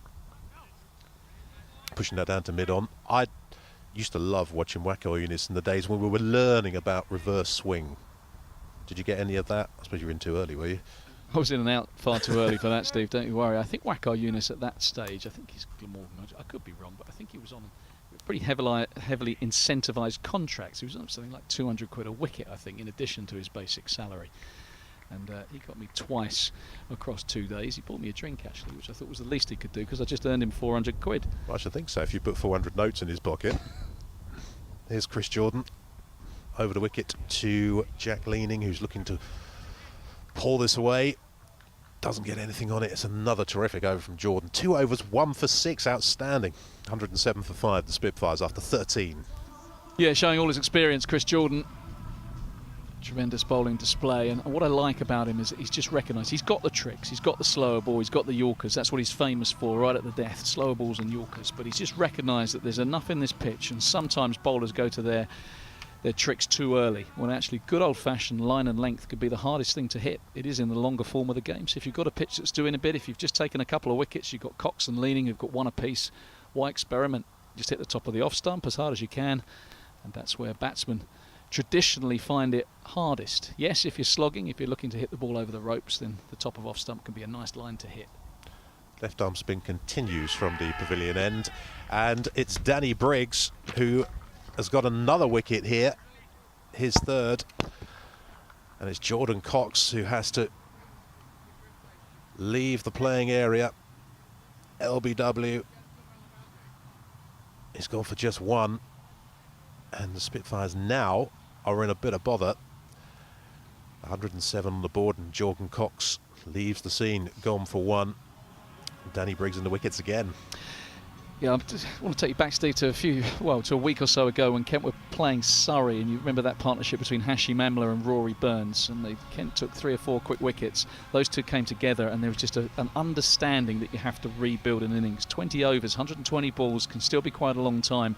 Kent have 41 balls left in this innings. It's a long time, and actually, when you've lost 2 or 3 wickets quickly, you have to rebuild. And Jordan Cox will learn.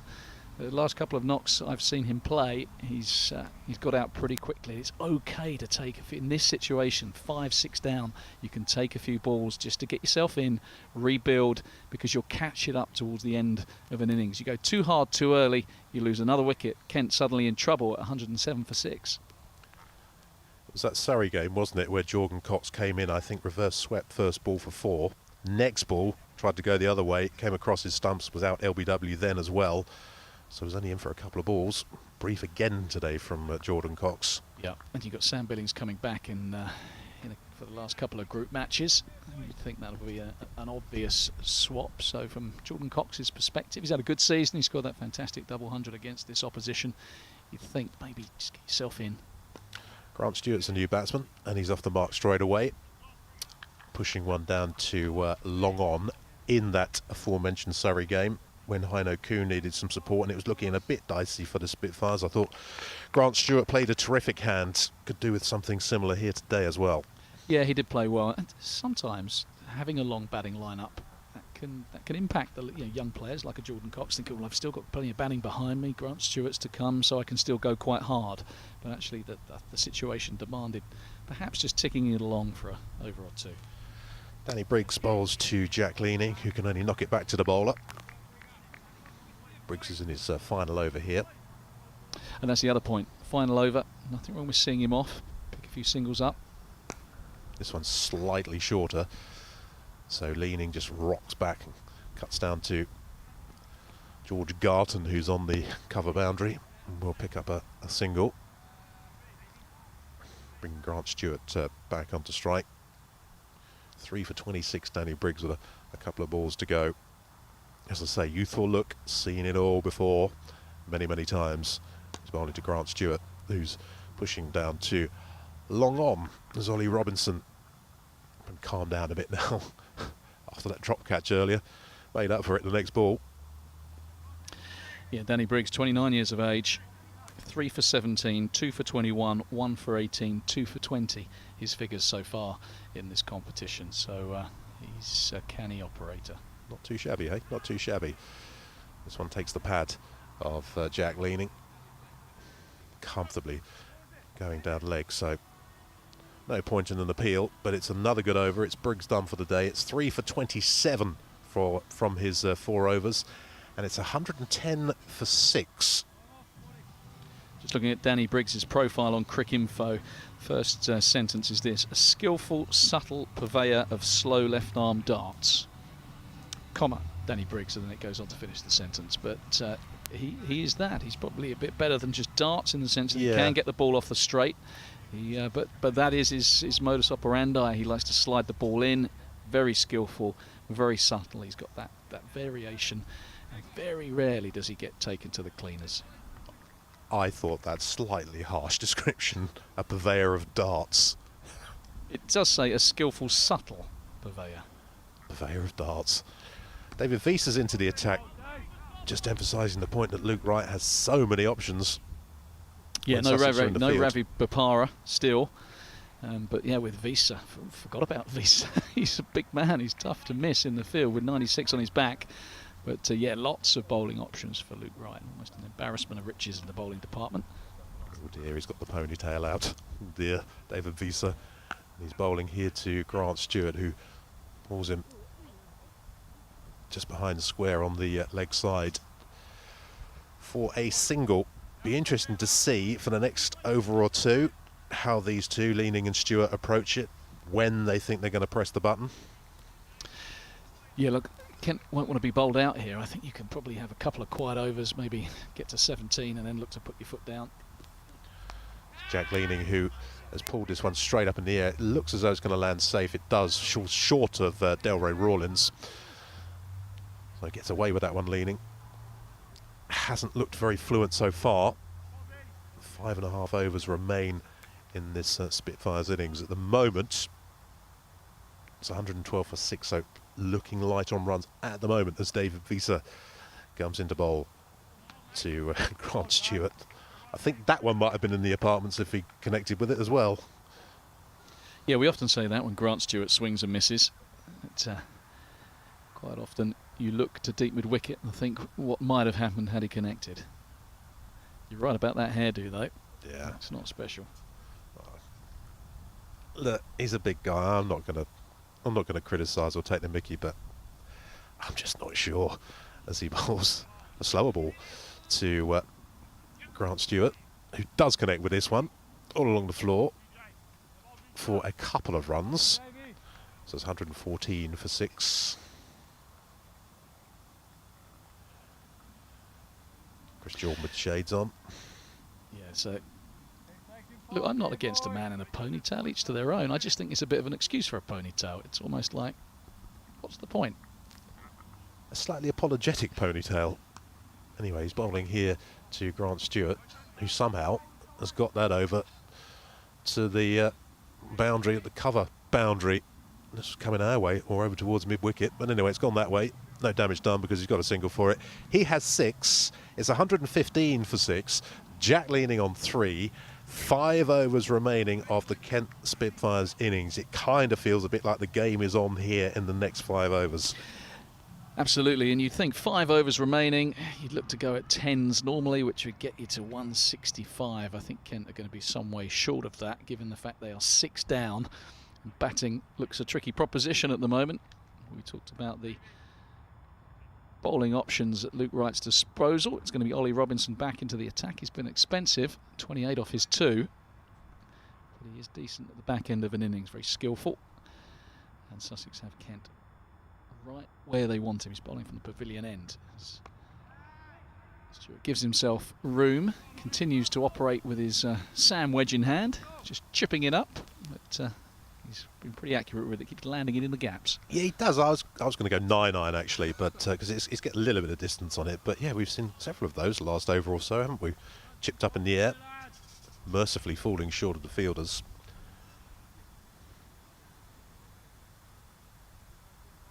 $116 for 6. Yeah, Robinson not opting for the line and length delivery. They got away from the variations a touch. Oh, I think he's gone. That could be the end of Jack Leaning. Just a shorter ball. It might have been the slower ball bouncer. He just went for the pull stroke. Got a little feather on it. And through to Ben Brown it went. So Stewart's Leaning's gone rather. 3 from 8. It's never really got into his stride. It was a struggle for him, wasn't it? As you say, I think there was probably a little bit of pace taken off that one. Probably wasn't a million miles away from being a wide. Jack Leaning's trying to pull it down to fine leg. Little feather through, maybe a glove through to Ben Brown. So he's gone. It's 116 for 7. Callum Haggart's making his way out to the middle. Still time though, isn't there? Still time. Best part of 5 overs here. So it'd be interesting to see particularly how Grant Stewart plays this from here on in. Yeah, we talked about Kent's batting lineup being stacked at the top. If you look at Bell Drummond, Crawley, Denley, Kuhn, Blake, all that kind of firepower at the top, but it's slightly more inexperienced the further down you go, and this is where the likes of Grant Stewart could really establish a role for himself, because this is a tough time to bat. You know, knowing whether to stick or twist, finding the balance between looking for the boundary but almost not giving your wicket away. It's the balance of the batsman always has to strike in the short form of the game. But now, 3 wickets remaining, 5 overs to go. Best part of as Robinson bowls to Callum Haggart's on the back foot, thick edge down to third man. Usually 2020 is all about scoring runs. You don't have to worry about getting bowled out. It's just see ball, hit ball. But actually now they've got to think long and hard about just how hard they go these remaining few overs. And I dare say for a number of batsmen, not something particularly if you lower down the order that you're particularly used to. Some of these guys wouldn't get in very often at all, would they, in a T20 match? Correct. So Stewart on strike to Robinson, and that's a clever bit of bowling. He just gave himself a bit of room, and Robinson, as we saw when Denley was batting, if the batsman gives himself room, and Robinson sees it, he'll look to follow him. Crashes into the pads, and it's another dot ball. Delighted to report that we have we think at least a couple of pubs in the Canterbury area showing this live stream this afternoon. Shepherd Neame pubs showing the live stream. So good afternoon if you're watching these pictures and listening to us waffle on here. Swing and a miss from Grant Stewart. That was one of those that might have gone a long way had he hit it. And we've said that a couple of times. And all he's thrashed is air. Shakes his head. Batting doesn't look easy out there, and that's the other thing to bear in mind from a Kent perspective, is that if the wicket is doing a bit, this might actually be a better score than it appears at first glance. Yeah. So if you get yourself to 140, 150, it may not be the worst total in the world, although the Sharks will be the happier with that.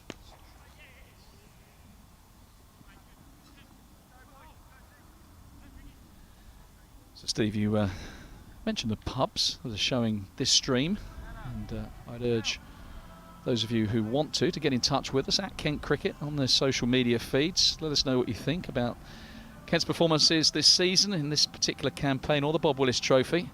What you make of the stream, or what you make of Steve's commentary.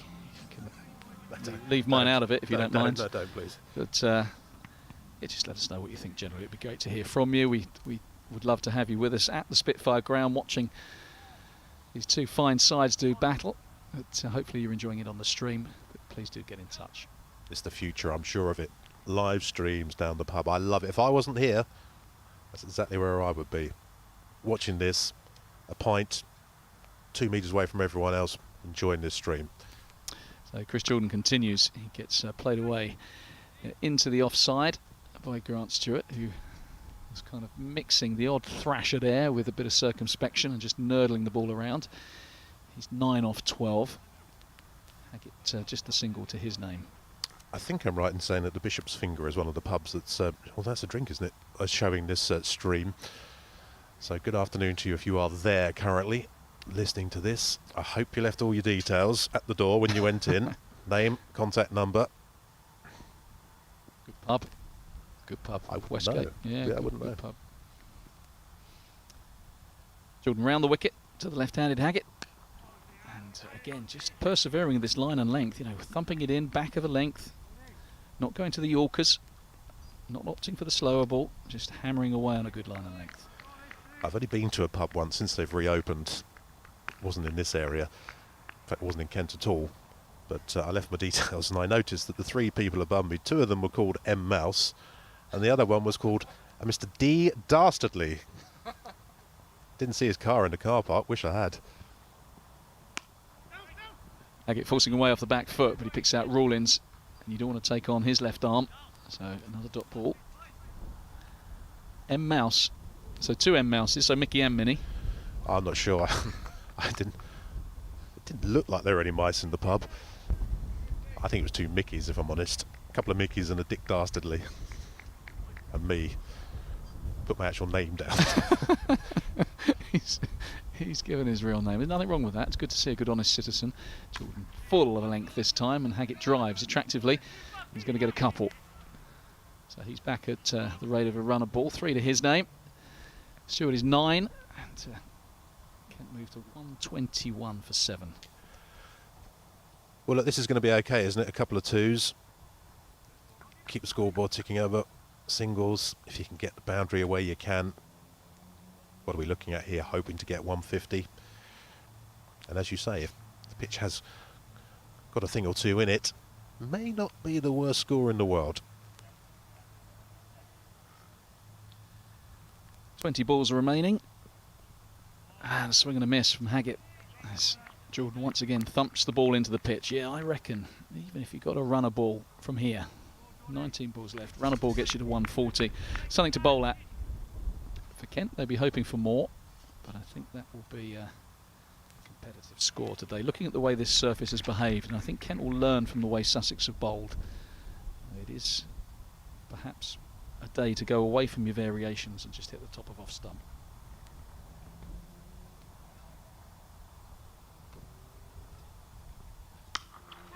Full toe of the bat. Was that put down? It is. Luke Wright's tipped that over the bar, I think. Yeah.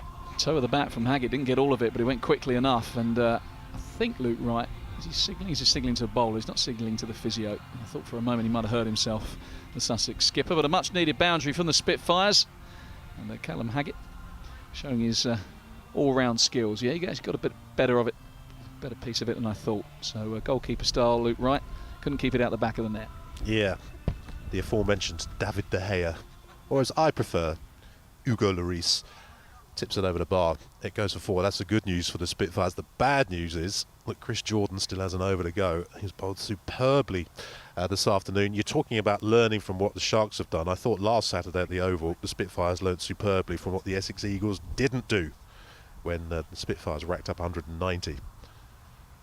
Plenty of variation, plenty of slower balls.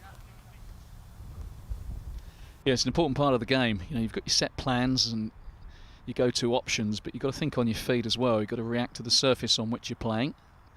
Mills begins a new over. He's had a change of ends, and this is up in the air. It's going to be picked out. He's going to be caught by George Garton. It's a good catch in the end. He's a good fielder, Garton.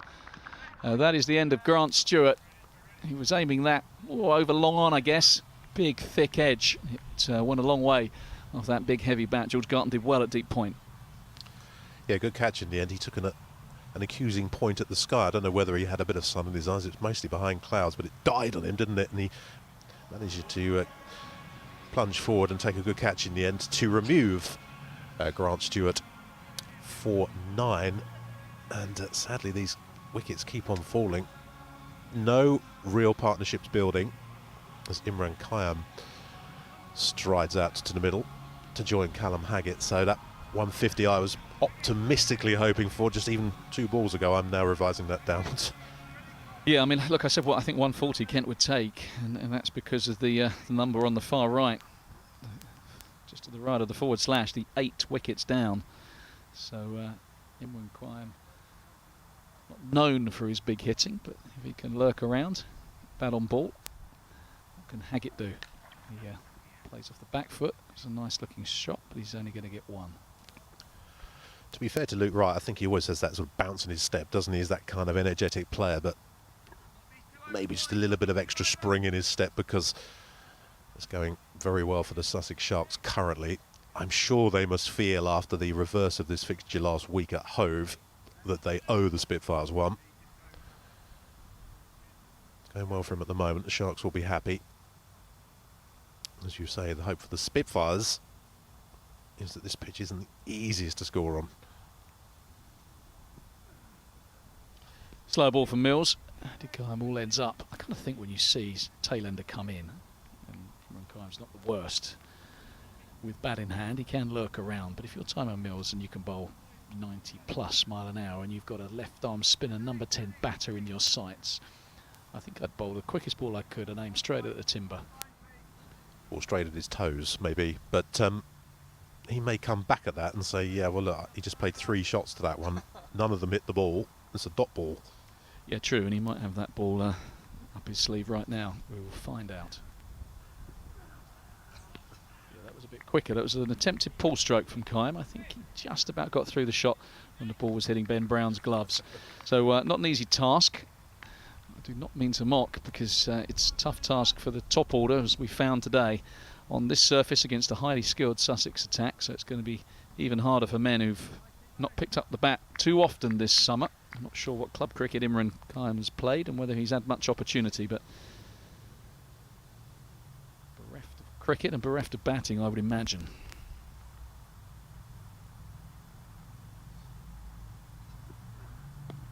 Slower ball, this one he dabs away. Going to look for 2, but I think it'll just be the single. As a good throw comes in, rocket of a throw from Ollie Robinson, straight over the stumps.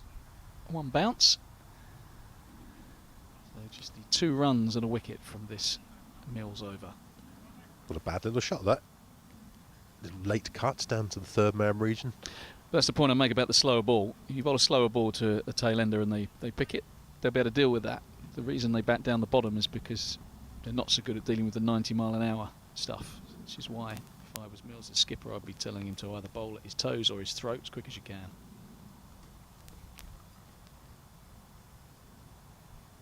Has to abort his run up this time. And Timo Mills, 1 for 17. Another good set of figures for the Sharks. So Haggett beats the shot that he played earlier in the over, just giving himself a little bit of room, forcing off the back foot. Luke Wright fields, and he won't mind just the single. 3 runs off, another good one for the Sharks. They're bossing this game at the moment. 2 overs remain. Kent looking to push up towards that 140, 145 mark.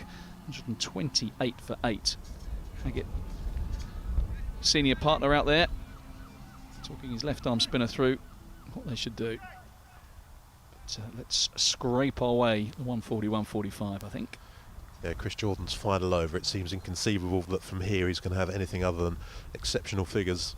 1 for 13 so far. He's into bowl to the left-handed Callum Haggett.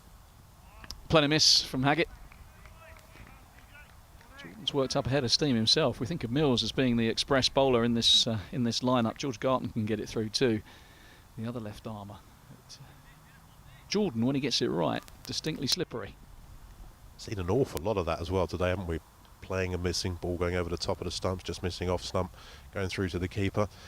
It's happened most of the innings, to be honest.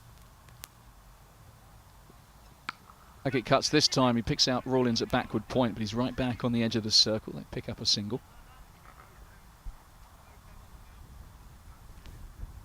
Imran Kime, 1 from 3 balls. Just got to try and get himself a single. Get Callum Haggett on to strike. Just trying to look at the position of Luke Wright at extra cover, the skipper, because mid-on is on the circle.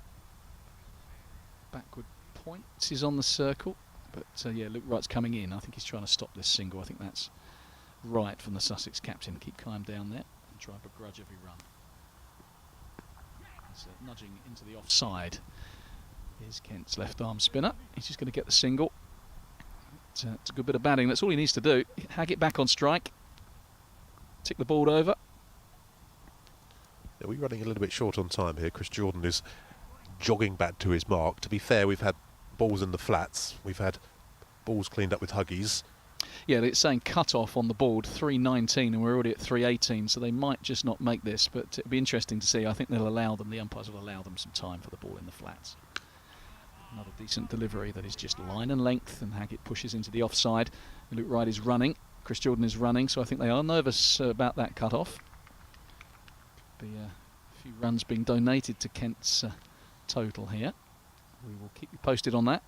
Do you remember that game here a couple of years ago against Somerset? Was it when 230 played 230 or something, and there was a 6-run penalty in there? Do you remember that? Was that 2 years ago? Was it last year? I can't remember. And they're the high-scoring games where those penalties can apply, because you're forever fetching the ball back. Jordan bowling to Kime, nearly went through him. He's going to scramble a single. They'll be looking for 2 here. Rawlins has got a long way to run. It was mistimed, and that worked in Kent's favour as they scampered back for a much-needed second. But of course, we also, apart from the people in the flats, have got no one to throw the ball back. So we've had one in the Nackington Road that went down the slope at the back of the ground. So I would imagine the umpires have allowed them some time. I'm not sure if 3:19 was the original cut-off. I'm looking at James. He's looking about as confused as we are. Whether that's been amended, and that is the current cut-off, because it is 3:19 as I speak. There's plenty of chat going on out there. There's movement in the field. Umpires have been having a discussion. I was just thinking that previous ball, you can tell the difference, can't you, between the batsman and the tail end batsman in the running. And the running, Imran Khan quite rightly wanted 2 there. Plenty of hesitations. It was a comfortable 2. Several calls of yes, dunno, you say, I'll do. 2 runs the result.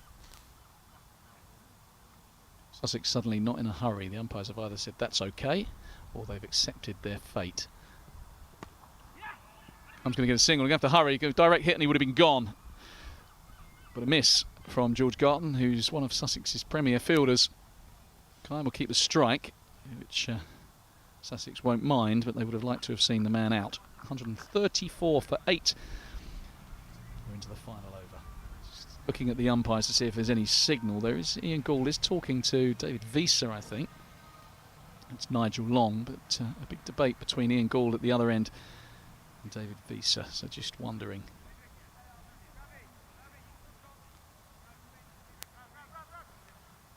Okay, so we're getting information that no 5-run penalty.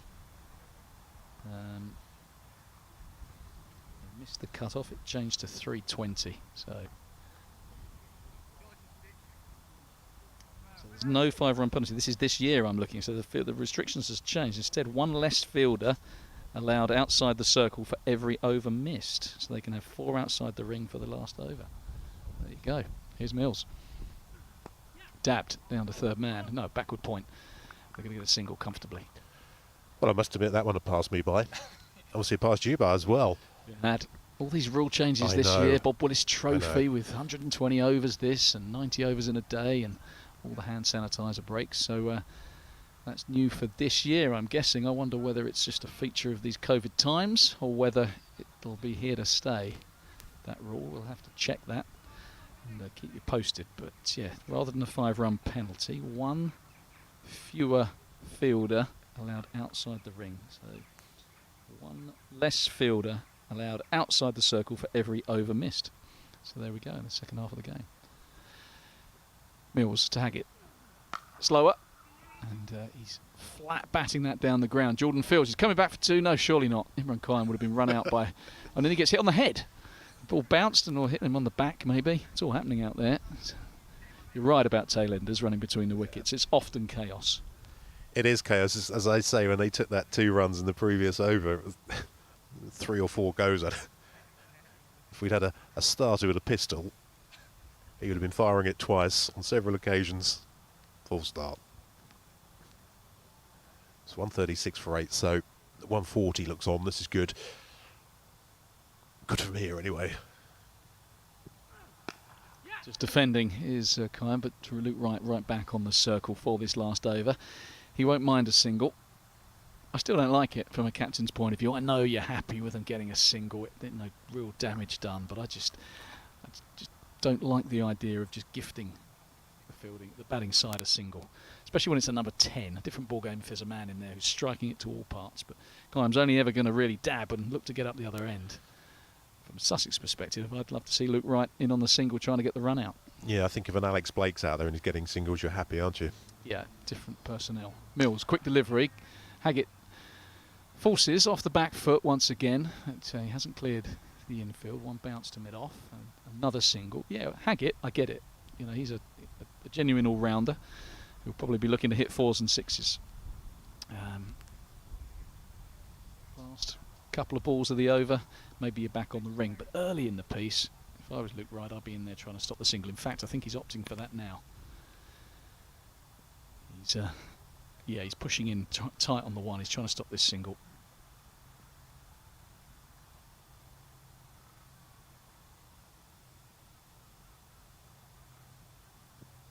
Khan gives himself a bit of room. Slower ball again. It's dabbed into the offside.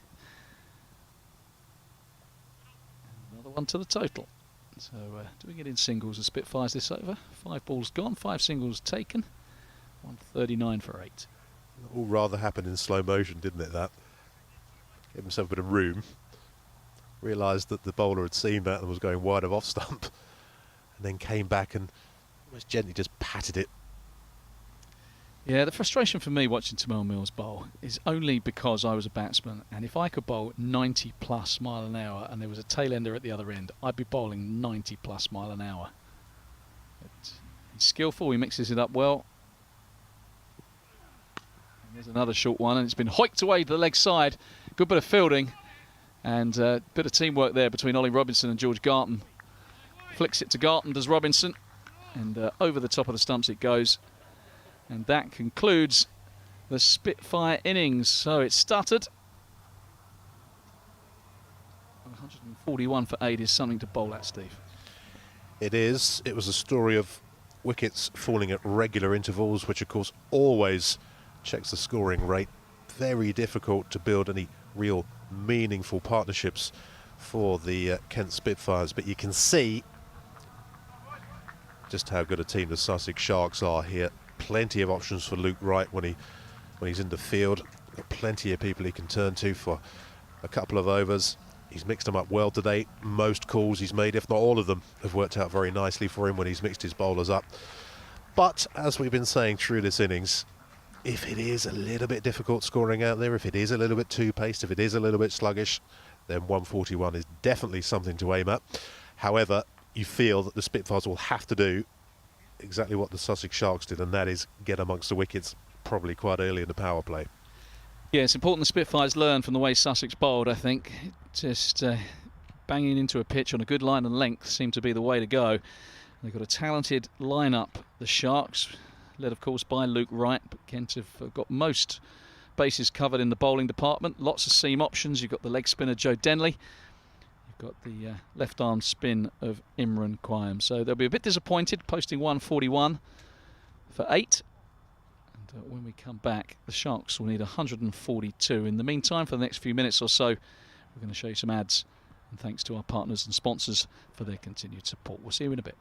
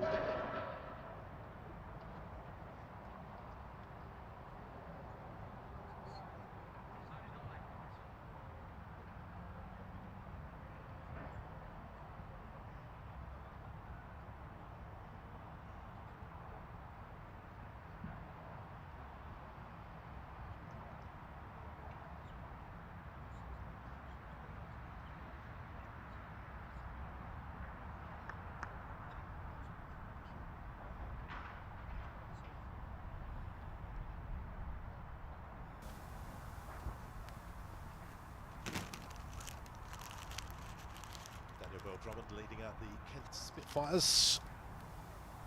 Who've got to defend 141 here against the informed Sussex Sharks. Two informed teams here. So 142 is going to be the victory target for the Sussex Sharks. Desperate news during the mid-innings break. Desperate news. David Fulton has helped himself to the final packet of ready salted crisps, which I have to admit have been in my eye line for a good hour and a half. Steve, you snooze, you lose. That's the way it goes. And of course, I'd love to share them with you, but in these COVID times, that's not allowed. So they're all mine. Yeah, ready salted. Nothing, to write home about. In truth, it's just a plain packet of crisps, but very decent. And they'll be, they're much appreciated. So you were thinking of me, were you? You were thinking of me there. You won't let me have any. You're thinking of my I bought health. you a coffee earlier. You did. You've done all right. £1.15, I think. Cheers. So it's going to be Luke Wright and Callum McLeod, and Kent are going to open with spin, but it isn't Alex Blake. He's a returning England man. Kent are going to get full value out of Joe Denley today. He played nicely with the bat. Top scored with 32. I thought that was the turning point when he got out. They were going great guns. Just one big shot too many off Danny Briggs. He put one in the apartments and then tried to repeat the dose, got a top edge. And Kent rather subsided after that. Let's see what he can do with the ball. Yeah, I agree with that. When Denley went after that point, wickets continued to fall fairly regularly. Sussex opted not to start with a slower bowler. The Spitfires have, with Joe Denley bowling to Luke Wright. It's a full toss to start up.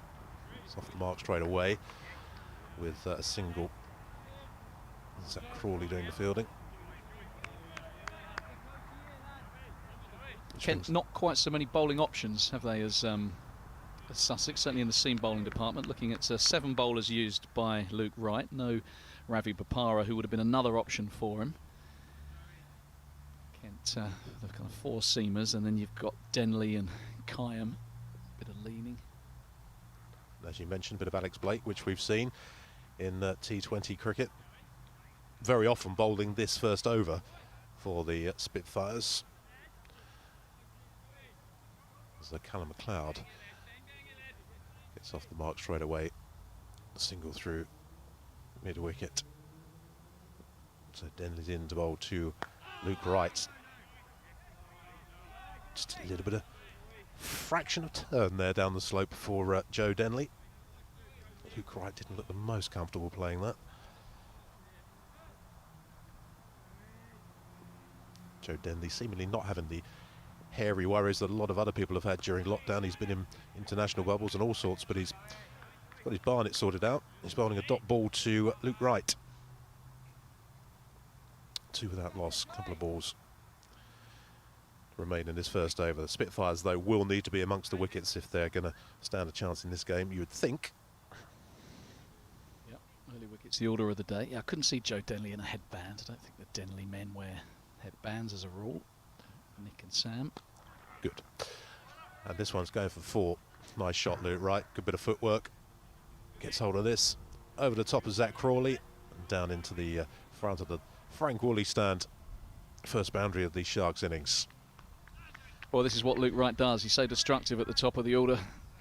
He's also pretty consistent. Played all around the world. Melbourne Stars. He's played IPL. He's played all over the place. Next side delivery from Joe Denley, which Luke Wright plays to mid-wicket. There is no run. It's 6 without loss. So the Joe Denley over is over. Be interesting to see if he's used again in the power play, if he's used again after the power play. You're pointing at the comparison because the Kent Spitfires at this point were in front on 7 Kent without Spitfires loss. were 7 without loss, Steve, so I'm not clutching to that, but I'm suggesting that these first few overs will be interesting because perhaps it's the kind of wicket that gets harder to bat, and that Sussex might take a view that they want to go hard early in the power play. Kent had some success with Beau Drummond, Crawley and Denley up top, and as I say, it rather fell away. In one stage they were 90 for 2 and going nicely, but Denley got out and 90 for 2 very quickly came 141 for 8. If they do go hard early, brings about the higher possibility of wickets falling. So that's the conundrum as well, isn't it? They must feel, Sussex here, if they don't lose wickets early, that they're going to win this game. It's going to be Fred Clarkson who's going to open things up from the Nackington Road end. It's a funny score though, 142, because if you're too careful when you try and get 142, it's sevens and it goes very quickly up to 8s and 9s, and before you know it, you're behind the game. So if you can make inroads into a total early in the power play, you do so. Fred Clarkson starts with a wide, I'm afraid. Well, I think I'm right in saying he started that final over in that remarkable game at Hove with the 2 wides. Still came back strong and won the game for the Spitfires. Yes, it is a bit of a countdown conundrum, isn't it? 1-4-2. I do see what you're saying. Do we just bat through, we'll get them? Do we go hard, we'll get them? Can we do the wrong thing? As Clarkson bowls to the numberless Callum McLeod. Not getting a run here as he picks out extra cover. Callum McLeod, who is officially number 2 in the Sussex Sharks squad, but he has a bare back. Yeah, interesting story, Callum McLeod. He's approaching his 32nd birthday in a couple of months. Shares the same birthday as himself, actually, November the 15th. 66 one-day internationals, 49 T20 internationals. Scotland experienced. He's facing up to Fred Clarkson. He's not getting a run because he's picked out Heino Kuhn. Still lightning in the field, isn't he, Heino? So no run there. I think, I could be wrong, but I'm pretty sure he's been in the Medway area teaching, coaching. I've been picked up by Sussex for this campaign, and he's got a decent record. Here's Freddie Clarkson bowling to Callum McLeod, who gets in position as though he's going to play the pull shot, but in the end just happy to duck down enough and let that go through to Jordan Cox. So no run. Good start from Clarkson, wide off the first ball. 3 dots to follow. We do have the Wasp. We have both Wasps actually, real and cricket Wasp. The bottom right of the screen there. 91% for the Sharks. Seems about right currently, but wickets will change that. As it's another dot ball. Yeah, I make Wasp ludicrous, to be honest with you, because how you can say that Sussex at 7 without loss, approaching the end of the second over, are likely to chase this down 91% of the time. To me, it seems like a 50-50 ball game. Maybe you'd slightly favour Sussex 60-40 top, something like that, but 91%, I can't understand that. I remember doing a game once where Wasp was on 0% as Clarkson bowls to Callum McLeod, who again fails to get a run. If you're not going to take wickets, a series of dot balls is going to help build the pressure, may bring one. Yeah, and already we've seen that the line and length, Luke Wright is kind of giving some advice to his younger partner. McLeod's 31, he's been around, but Luke Wright, the senior partner, pretty much with everyone he bats with these days. So it's only if Darren Stevens was to saunter around opposite him would he be the junior partner. But just some indication that it's not easy to score already, as McLeod's 1 from 6. He's 1 from 7 because he picks out Zach Crawley.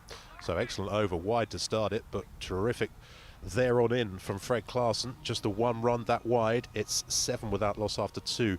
The aforementioned Wasp, I'm sure it was an England Women's International I was doing, and I can't remember who they were playing, but whoever was batting second was in all sorts of trouble. And Wasp was at 0%. And you think, well, it can't be 0 because it is possible to win this game. It's exceptionally unlikely, but it is possible. Wasp at 0%. Then there was a dot ball, and it went up to 1% after a dot ball. Now, how does that work? Well, I think the way it works, and I could be wrong, and if you're listening and you know that this is wrong, then please do tweet us at Kent Cricket. I think what happens is they look at all the statistical analysis of games that have happened previously, and from a certain position, have games been won from this position before? It's quite often. Grant Stewart's into the attack. Bowls a full length. Very much the ankles of Luke Wright. Oh, I think it was a little limp. Just a slight limp, a limpette. Just got between the bits of the pad that protect you, be a bit sore. Yeah, so I think those statistical anomalies are because they're based on games that have happened previously. And there's a lot of 2020 cricket that's been played previously, so. Luke Wright waits for Grant Stewart and in no uncertain terms belts him away for 4. You said the previous over. That's what Luke Wright does. That is definitely what Luke Wright does. That's what you kind of think with Luke Wright, that he would have been a pretty fine baseball player. He's got a terrific eye and that kind of top of the stump's length, which works so well when Sussex were bowling. He's the kind of batsman that can hit you off it. And he will probably know that this is the tactic Kent will employ. And it worked to Callum MacLeod in the last over, who tried to play conventional cricket shots. You bowl there to Luke Wright, and he's prepared to chance his arm and slap you over the infield.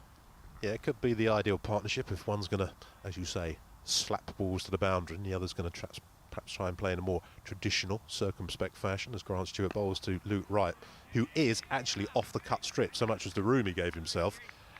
And Grant Stewart saw it, followed him, and in the end gets just tucked up for room, just pushes it back to the bowler. But he did actually end up off the cut strip there. Now that is giving yourself room. Just looking at these two batsmen, whilst Callum MacLeod has experience from a Scotland perspective, less so in county cricket. 1 from 7, played 1 game prior to this against Hampshire where he made 1 from 4. He's on strike as Grant Stewart bowls to him, keeping very much that leg stump, almost just outside leg stump line. He wraps Callum MacLeod on the Luke Wright on the ankles. Yeah, it's not a bad tactic to Luke Wright because he likes to free his arms. We saw with the 4 over the top that if he can free those arms, he can baseball the ball away. So sometimes with players like that, you look to almost bowl at leg stump. Usually leg stump is not the line you're looking for, but you try and cramp them for room. It's a game of cat and mouse going on here with Luke Wright backing away to leg. There he goes. Grant Stewart following him. And he manages to squeeze it away to Jack Leaning out on the mid-wicket boundary and get a single for it. But almost every ball this over has been like that. And interesting to see what Daniel Bell-Drummond does with his field here, because I've been really impressed with his captaincy. I was in the championship game against Hampshire. I saw every ball bowled of that match, and he's just very subtle in the way he manoeuvres his fielders. Final ball to third over. This, I'm afraid, is probably 1 ball leg side too many, and it gets battered away by Callum MacLeod down to the Les Ames stand for 4. Perhaps had a slight feeling of inevitability about it, that. Yeah, it's frustrating because you're bowling at Callum MacLeod, who's 1 from 7. He's desperately looking for a boundary to just hit the top of the off stump. That's the length he was struggling with. That's what was that Freddie Klassen was giving him in the last over, and he couldn't get it away. So what does Grant Stewart do? Yes, it's a tactic that works to Luke Wright. He's a different batsman. You want to cramp him for room. You don't want him to free his arms. You suddenly get Callum MacLeod on strike, just hit the top of off stump. And they bowl a good line and length that he struggled to score, make him take a chance. Instead of that, it's that leg stump line. He just flicks it away and he's off and running. Well, it hasn't been a rip-roaring start from the Sussex Sharks. Doesn't need to be, chasing 142, but 16 runs on the board after 3 overs. And there's Will Beer again, Mrs. Mop, cleaning the ball. What's the name of that person everyone follows on YouTube? Is it Mrs. Hinch? It's Mrs. Hinch. Everyone follows on YouTube, like a cleaning goddess, apparently. You're asking the wrong man. Yeah, I'm not a big... I'm not up with it. Well, not down with the kids on YouTube, but I'm the cleaning goddess in our house. Yeah, same here. I love it when I know something about YouTube that someone else doesn't. It happens like once a year, maybe. So Callum Haggett is going to have a bowl here. Fred Clarkson bowled a superb over from the Nackington Road end last time out. Here is Haggett bowling to Luke Wright, who's cutting, but is cutting straight to Joe Denley at backward point. So Luke Wright doesn't pick up a run here. Stays on 10. 10 from 11 balls. Callum MacLeod 5 from 8. We mentioned early on in the Spitfires innings, we didn't feel today that Daniel Bell-Drummond was looking his fluent self. Early evidence of this innings is something similar is probably going on here, but Luke Wright can change things very quickly, just like that, by belting it over cover for 4 runs. 20 without loss. Yeah, quality shot from the Sussex captain. This is the danger he poses. Just likes to give himself a bit of room. We talked about him wanting to free his arms. That's what he does. Saw it from Joe Denley to good effect. Skip to the leg side, thrashes it through the vacant extra cover area. It's strange, isn't it? games like this, you see several batsmen struggle for rhythm and for time, and some just do what they do. Luke Wright being one of those. Terrific piece of fielding from Grant Stewart. He always worries me, Grant, when he's flinging himself around. There's another injury coming, but terrific athleticism from him there. Yeah, that saved 3 runs because that was on its way to the third man boundary. He was up in the circle, which is a dangerous tactic with Luke Wright giving himself that width, because giving himself that room, because effectively third man, the offside, is then the only place he's going to go. He's not going to hit it leg side, he wouldn't have thought, unless he gets really followed by the bowler. Kent will need more of that. They will. Haggett's in.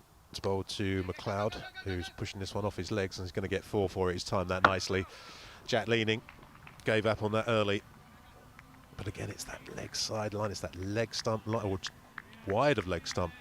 I think in defence of Callum Haggett, he hasn't played a lot of cricket this summer, but we've seen McLeod hit 2 boundaries, and already just the way he shapes up, ball outside off stump from Klassen, he was struggling to get it through the offside. The 2 balls that have been on his pads, he's whipped away for 4. Just stick in that channel. You know, if he nails a cover drive or hits it on the up through extra, you say fair play. Haggett goes very wide of off stump, too wide. Ian Gould signals the extra, overcompensating there. Too much adjustment. Can see what he's trying to do.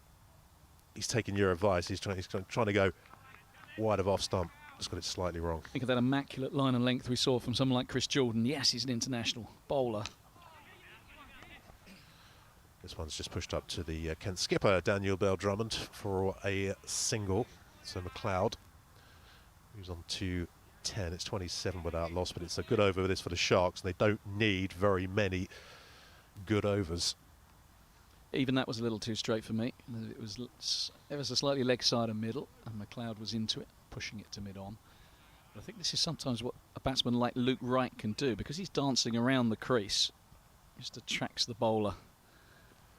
What does Luke Wright do this time? Backs away to leg, of course, and cracks it away through backward point for 4 runs. I'm afraid that the same thing is happening every ball here, pretty much. Luke Wright is giving himself masses of room outside leg stump, and it's working for him. It usually does. He has 19, 31 without loss. Yeah, that Haggett over going for 15. To be fair, that's not a bad delivery, because Luke Wright gave himself some width, and Haggett followed him and cramped him for room. So he's actually cut that backward of square on the offside for 4, ball that was about 4 or 5 inches outside leg stump. So when a batsman backs away like that, that leg stump line is not a bad plan to try and cramp him. My issue with Haggett and Grant Stewart has been when they're bowling that leg stump line to Callum McLeod. Just got to stick outside his off stump, line and length, which is what Klassen did to him, and it dried him right up. Looks like Klassen is going to have a change of ends. Let's hope he can do the same thing. Yeah, let's see what Klassen does this time from the pavilion end. Just a wide to start his first over. 6 dots to follow it. Superb opening over from Fred Klassen, which was delivered from the Nackington Road Enders. Fulton dives into the crisps, making me slightly angrier with every snack he has. Here's Klassen bowling to Callum McLeod, who's managed to beat Heino Kuhn, and that's going to run away for 4 down to the pavilion. So just a push, really. A push that's nicely timed. And once it had beaten the circle, it was 4 runs. Yeah, nice shot from McLeod.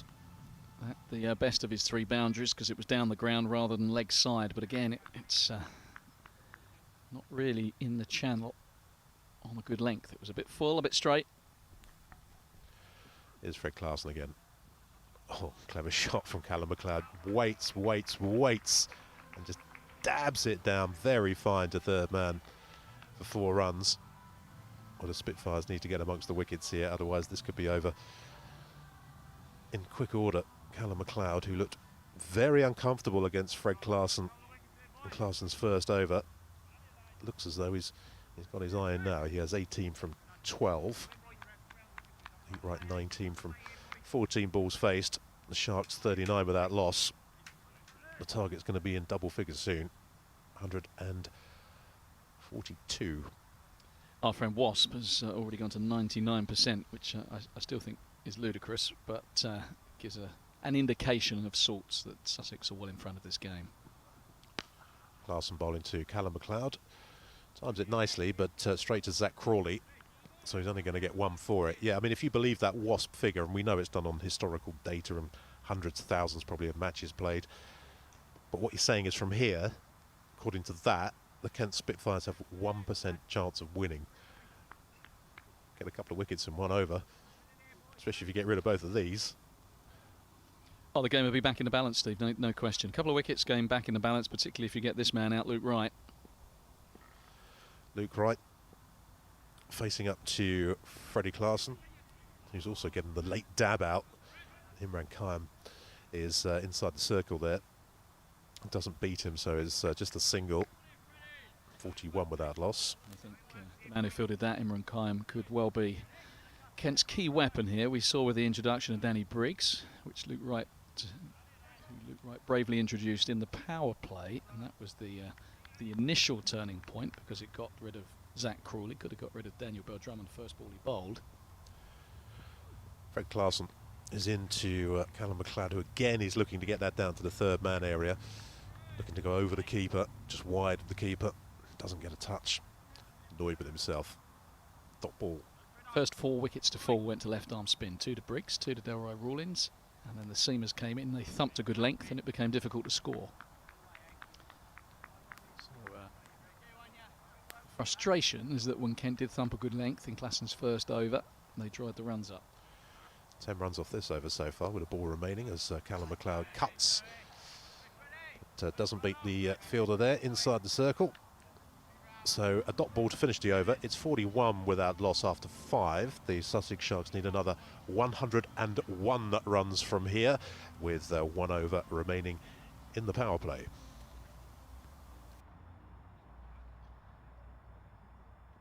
So often we see the power play as crucial to a batting side, and Kent are making the same move that Sussex made. Left arm spinner in the power play. So ballsy call from Daniel Bell-Drummond. It worked for Sussex. How will Luke Wright play this? As we saw Daniel Bell-Drummond go after Briggs' first ball, put it straight up in the air. Ollie Robinson dropped a sitter, and in the next ball Briggs picked up Zach Crawley. Luke Wright will remember that. He will also know from his years of experience that Sussex are ahead in this game. How will he play it? He's in for the Nackington Road in bowling. He's down the wicket and he's thrashing this through the offside. It was a bit of a loosener from the left arm spinner. That was not the luxury that Briggs afforded the Kent batsman, and it's 4. Yeah, and there's the difference. Danny Briggs was straight on the money, wasn't he? Whereas Imran Khayyam, as you say, very much a loosener. Full toss. Luke Wright, jungle toes, bit of footwork as usual. Belts it down to in front of the Les Aim stand for 4. Left his charge quite late. This is a short one. He's going to get pulled away. It's going to be 4 more. Kind of a sweep pull. He went down to sweep it, but it was so short it was more of a pull stroke. So Khayyam has not started as Briggs started.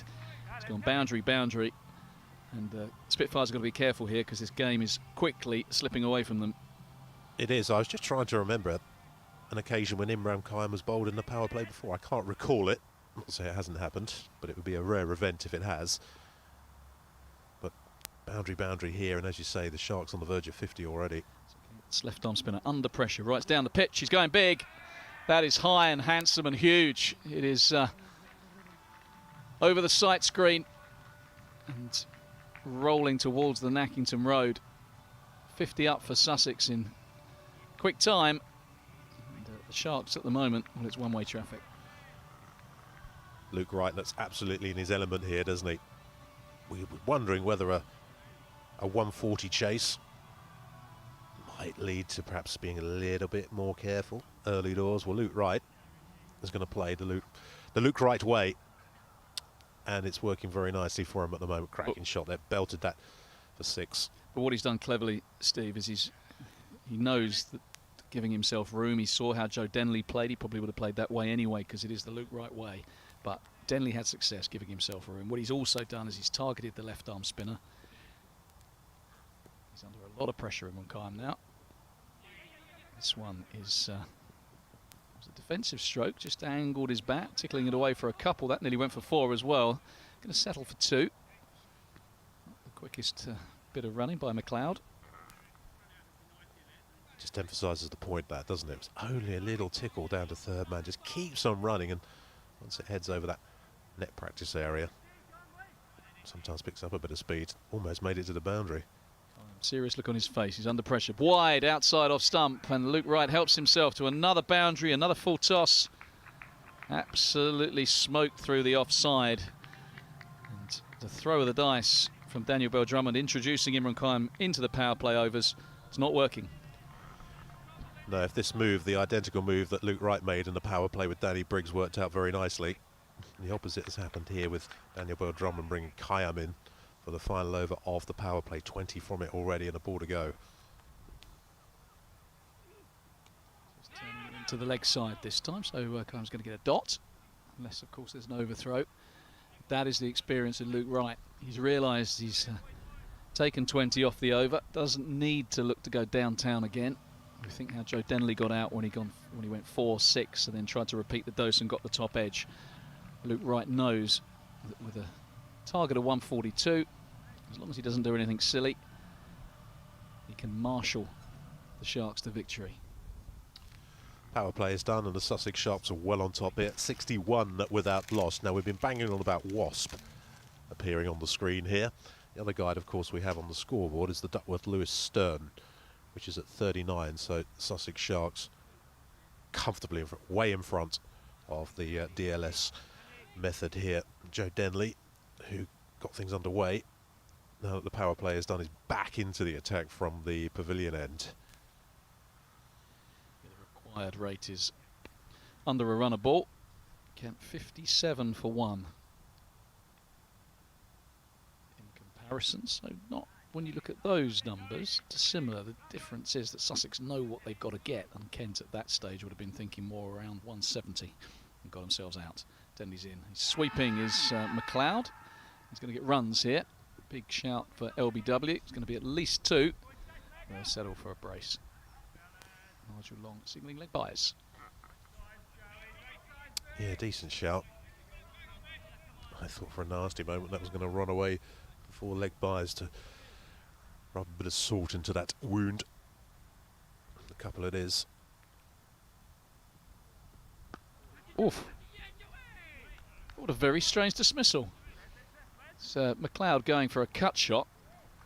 It was about the most ill-timed cut shot I think I've ever seen. It just kind of looped up. Very strange dismissal. Talk us through this one, Steve. How did he get that there? I don't know. I was just looking for this ball somewhere other than there. The one place I wasn't looking for it was Joe Denley coming in to catch it. Is he looking to get that away through the leg side? I think it was a pull shot in the end. It looked like a cut shot because it probably skidded onto him, but I think that you don't hit a cut shot back to the bowler unless you're really looking to slap it through extra cover. So I think what happened was he went back to pull it, and it looked like a cut shot just simply because it was on him so quickly, and he spliced it back to the bowler. So a little bit fortuitous for Denley and for Kent. They won't mind. They needed that breakthrough. It's not the danger man Luke Wright, but Callum McLeod was playing nicely, and they're amongst the Sharks. 63 for 1. Yes, fortuitous indeed, but it doesn't matter, does it? It's out, and it's the bonus wicket that Kent very desperately needed. If you just feel, I mean, there's such a quality lineup, this Sharks lineup, but you do feel if you can get 1 or 2 more quickly, particularly if you can get Luke Wright out. Although plenty of qualities, we say, still to arrive at the crease for the Sharks, so this will be game back on. Rawlins is a new batsman, very dangerous player, extremely talented. He's got the returning England man, Joe Denley, who has a spring in his step, you can tell, just to be out on a cricket field and playing again. He's looking forward, as we heard from him earlier, playing regular matches. It's a more than decent leg spinner. I always feel when I see him bowl for England with his leg spin that he's kind of under pressure. Everyone's watching him, is he good enough? But when he turns his arm over for Kent, he feels very comfortable, and he generally does a very solid job. Williams is driving, so he can't beat Daniel Bell-Drummond at extra cover, so this is a very fine over indeed. If he can finish it off, he could end up with a wicket maiden. Just the 2 leg byes off it so far. Very rare item in T20 cricket, a wicket maiden. Rawlins is defending, he's going to get a run. Denley's after it himself, and I think they'll be looking for 2. No, Luke Wright settles for 1 as Zach Crawley hairs in from the deep mid-wicket fence. Kent have the breakthrough, fine over from Denley. His figures 2 overs, 1 for 7. The Sharks 64 for 1. Much needed breakthrough for the Spitfires in that over. Luke Wright still there though, 40 from 21 balls. But Callum McLeod, the man to go, as we were saying, rather extraordinary dismissal. Almost apologetic dismissal. Joe Denley, C&B for him, fielding off his own bowling. Now we're going to see Jack Leaning. So I was wondering what Daniel Bell-Drummond might do after the Imran Khan experiment in the power play. Whether the power play was now done, he'd keep him on. But he has turned to Jack Leaning. Well, this is the left-right combination of Luke Wright and Delroy Rawlins. Imran Khan, they might have just thought, one, his last over didn't go so well, and secondly, there's the left-hander at the crease as Leaning bowls to Rawlins, who's punching off the front foot down to the deep cover fence where Crawley fields. Gorgeous sunlit afternoon, the Spitfire ground. I just need some spectators to look at. That's what I need. Apart from that, I'm happy. Gorgeous day to be watching a bit of cricket. I do feel very, very blessed to be here.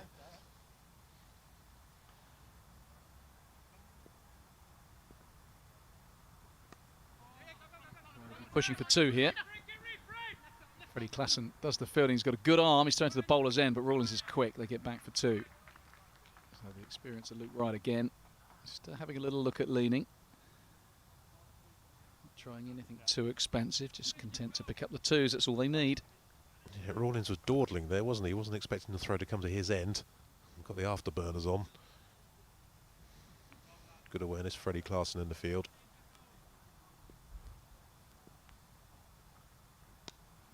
So we turned into the leg side for a comfortable single. At the start of this over, Sharks are 64 for 1, Kent at the same stage 62 for 1. Got to remember that Kent started well and rather fell away. Sussex well in front at the moment.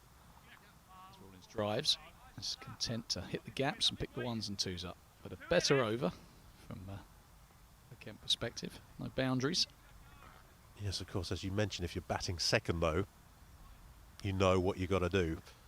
Makes life a trifle easier.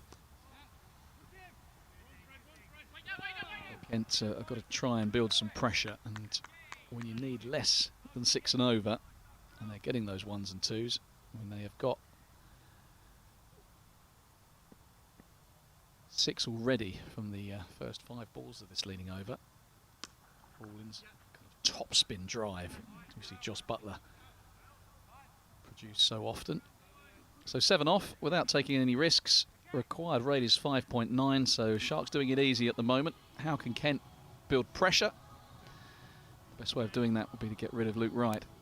He's playing quite beautifully at the moment. The Sussex skipper, 44 from just 24 deliveries. Sussex 71 for 1.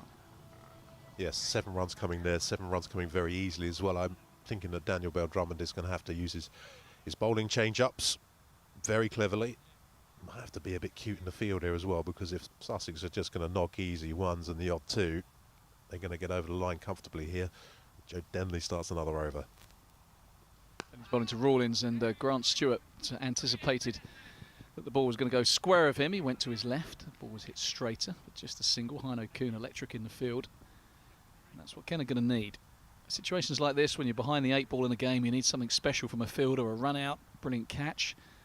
And on such things can games turn. At the minute, Sharks are doing it easy. They say you had 2 wickets to it, 72 for 1, suddenly 75 for 3. Kent will be right back in this game. That's what you've got to cling to when you're in the field. Situations like this. Denley bowling to the dangerous right, who's driving, and he's going to get a single. Zach Crawley sweeping up on the deep point fence. So when do you think you might finish those crisps then? Because they're still looking at me. It's difficult. I mean, Daniel Bell-Drummond hasn't helped me by bringing the spinners on, and I've got my little block of leading the commentary. So I think those crisps are going to last a few overs yet, Steve. And if it wasn't a COVID time, mate, I would have offered you a couple. Incidentally, Rawlins is sweeping. It's uppish, but he's picked the gap, and he's going to get 6 for it. What a shot that is from Delroy Rawlins. Showing his talent. He's such a clean striker with the ball. He would have been pig sick had it picked out one of those men on the deep square fence. There were 2 of them waiting, but he bisected them, and he gets the maximum Yeah, only just went over the rope, didn't it, this? But it did go all the way. You're thinking if either it's heading towards either of those two fielders, that's a comfortable catch. 6 it is. Innings is turning onto the leg side with a sharp bit of work. Prevents a single. Let's see who that is backward at square.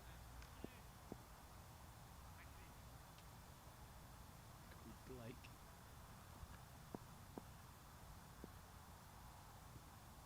Sweeping again his Rawlings. Again he's picked the gap. He could get 4 for this. Yeah, he does. What a great sweep shot that is. The first one was, he went up and over, and this time he just kept it down. Once again, straight between Grant Stewart and Zach Crawley, and he's going to get the boundary. He got very close to it, Crawley. I'm almost thinking that perhaps bounced over the arm there, got the dive out, a little bobble, and it went away for 4.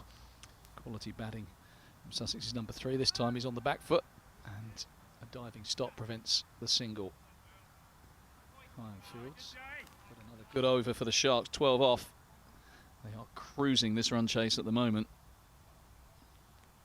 Cruising, exactly the right word. Further 59 runs required. Still 11 overs to go. So the run rate absolutely irrelevant. There'll only be wickets now that change this game. But Luke Wright looks on top form today. Delray Rawlins has arrived at the crease. Looks in pretty good nick as well.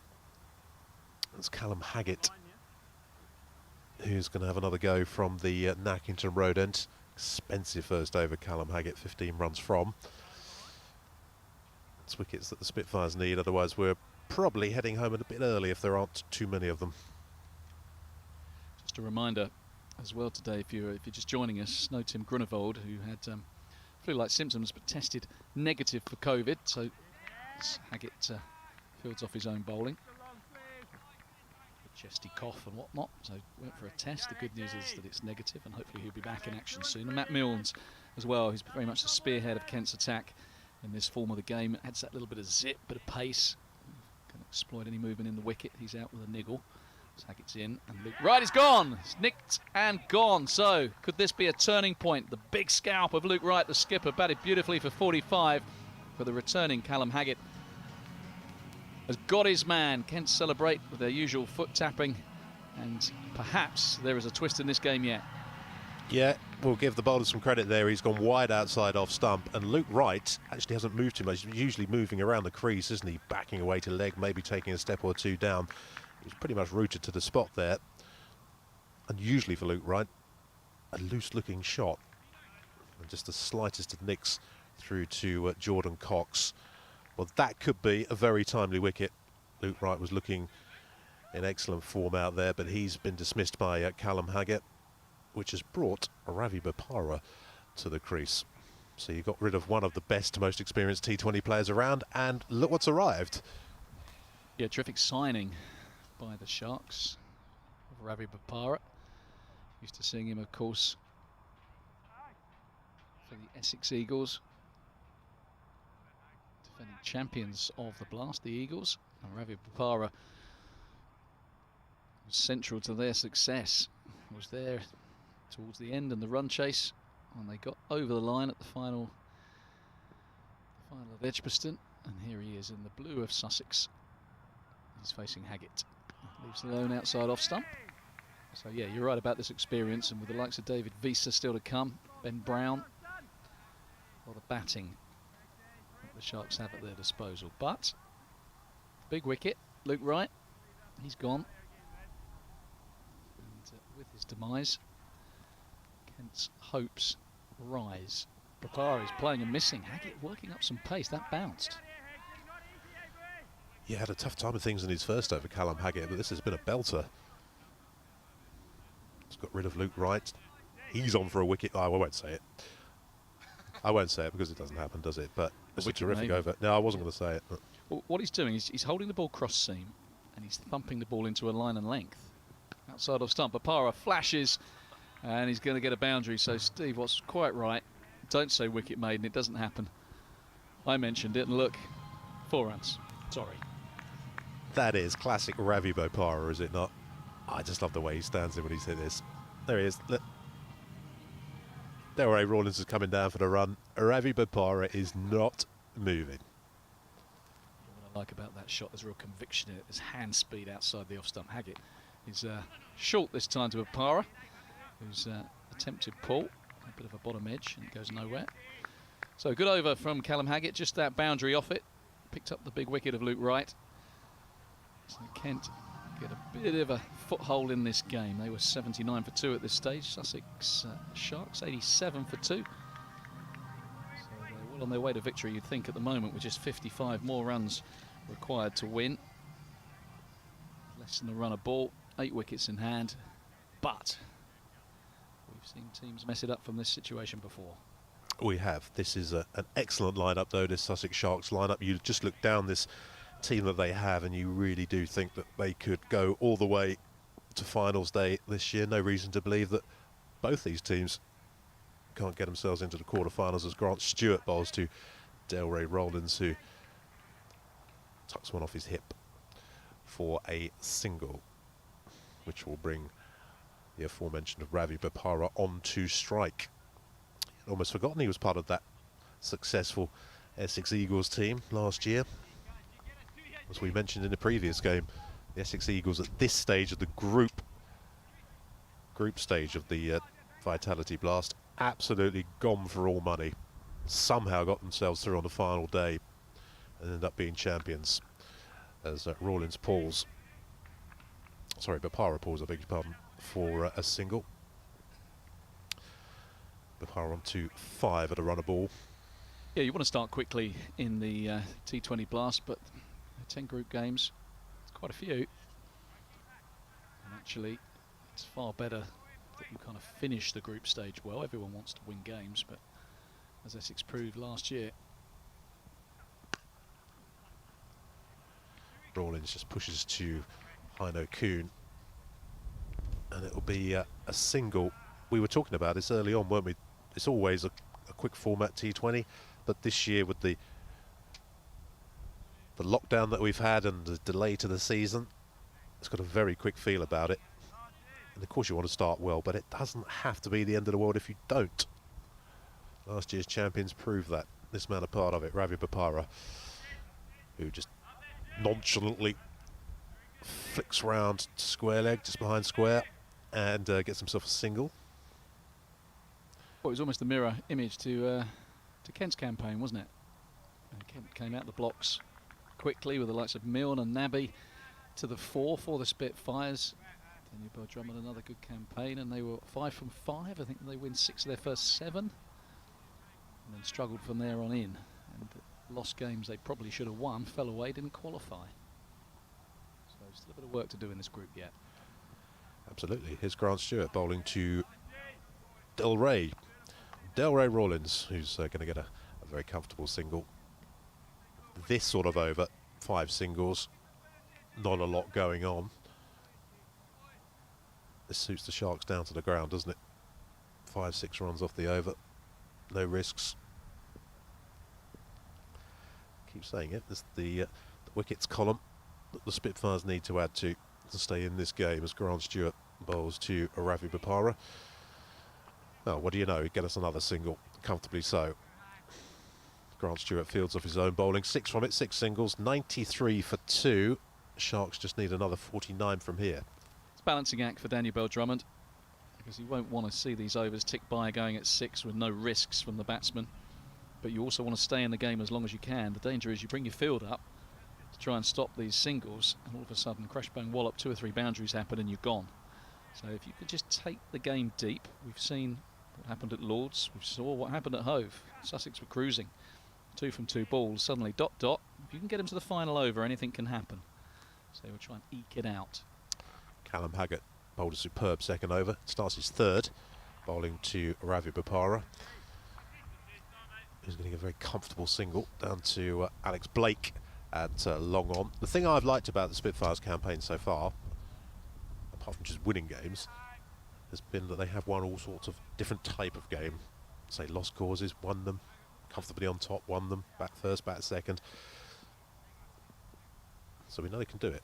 Yeah, with different players contributing as well. Obviously, the likes of Daniel Bell Drummond and Zach Crawley have been mainstays, but we've seen The bowlers in particular do different things. Callum Haggett bowls to Delray Rawlins straight into the side screen.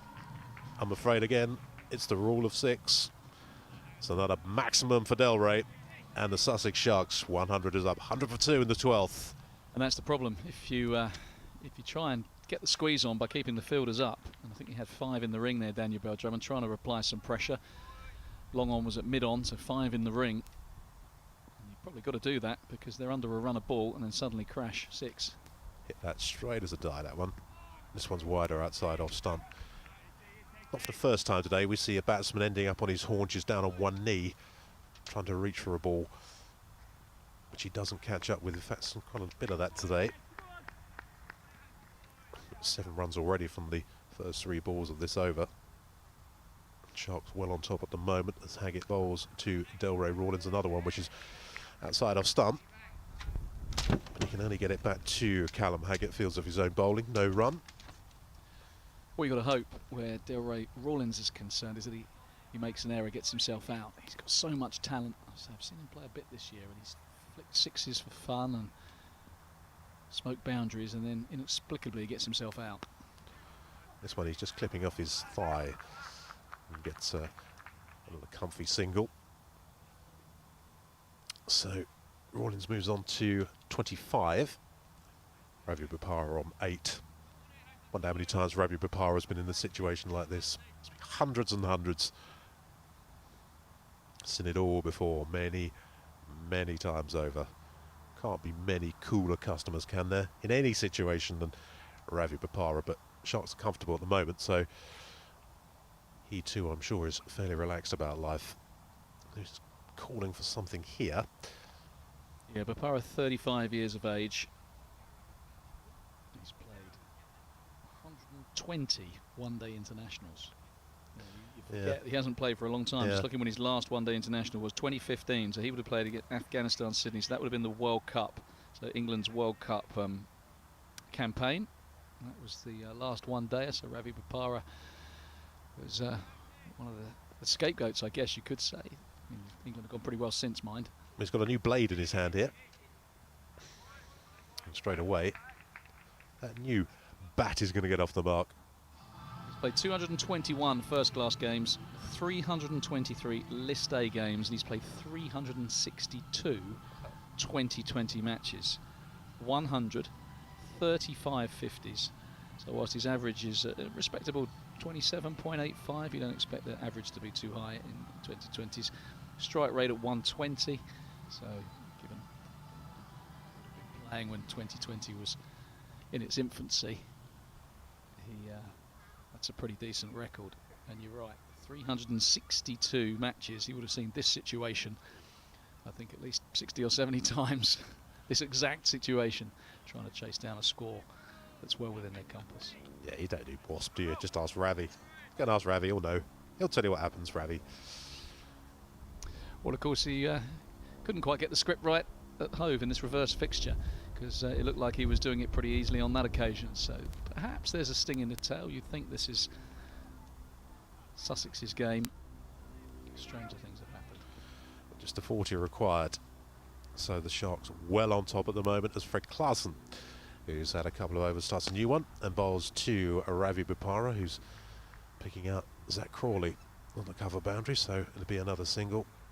See, I can imagine Ravi Bopara here just picking up singles, the odd 2, maybe a boundary. Thanks very much. Not really bothered about too many things. If he stays there, it's all over. Yeah, he's just flourishing the blade at the moment at the non-striker's end. Ravi Bopara is just kind of testing this new bat that he's had brought out. Rawlins is having some glove issues, but Ravi's thrashing away at thin air at the other end, trying to see if this bat is to his liking. He's just tweaking, so I think it just feels that the handle might be a little bit wonky. Generally, when you wiggle the bat like that, you think maybe you've got a clicky handle, maybe the bat's on its way out. Well, it's the one he's just had brought out to him, so Fred Clarkson bowls to Delray Rawlins, who flicks this one out to mid-wicket. Zach Crawler's in the action again, picks up another single, 104 for 2. How many bats would a pro carry around these days? How many would they have in the bag? Someone like a Ravi Bopara, probably 3 or 4. He's probably got another 2 or 3 at home, probably have half a dozen. Generally, the more senior you get, the more bats your bat company gives you. I used to have 2 from Gray Nichols for most of my career, and I had a couple of seasons where I scored a few more runs. They gave me a couple more. Well, very nice of them. As Fred Clarkson bangs one in a bit shorter, and Ravi Bopara decides he doesn't need to get involved with that. Goes through to Jordan Cox. It was one season in the late 90s when I got through a couple of pairs of pads. Bat didn't get much use. I think I had the same pair of pads for about 10 years. But they didn't get much use, pads. They always used to nick off everywhere. As Clarkson bowls to Ravi Bopara, who just drops it down into the onside. Clarkson fields off his own bowling. So there'll be no run there. 104 for 2 with a couple of balls remaining in the 13th over. So Sam Billings Bat Company will be very happy. Bat sponsor will be very happy with last night. Yes, indeed. Yeah, played beautifully, didn't he, Sam Billings? Great to see. Kent will welcome him back for the last 2 group matches, the skipper. In terrific form. And with the likes of Denley and Crawley, the 3 England Musketeers, all reunited in Kent colours. It's a pretty formidable looking batting lineup. I feel I owe Sam Billings an apology, actually, as Ravi Bopara pulls Fred Clarkson down to fine leg for a single. Imran Khayyam fields, cleans up, just the one. You're looking at me funny. I don't like it when you look at me like that. Come on, what have you done? Well, last night I was watching the ODI, and I took the decision that Sam Billings was running out of partners. The run rate was too much and the game was over. So Fred Clarkson finishes the 13th over bowling to Delray Rawlins. Doesn't finish the 13th over because Nigel Long is signalling a wide. Don't tell me you switched off. Well, I'd seen the press and I knew that Who Wants to Be a Millionaire had £1 million winner last night. So I thought, come on Sam, I really want to watch this. And Billings was on 90 odd. I'm sorry Sam, I turned over. I'm so sorry. I had to. Committing career suicide. Are you working on the Kent stream?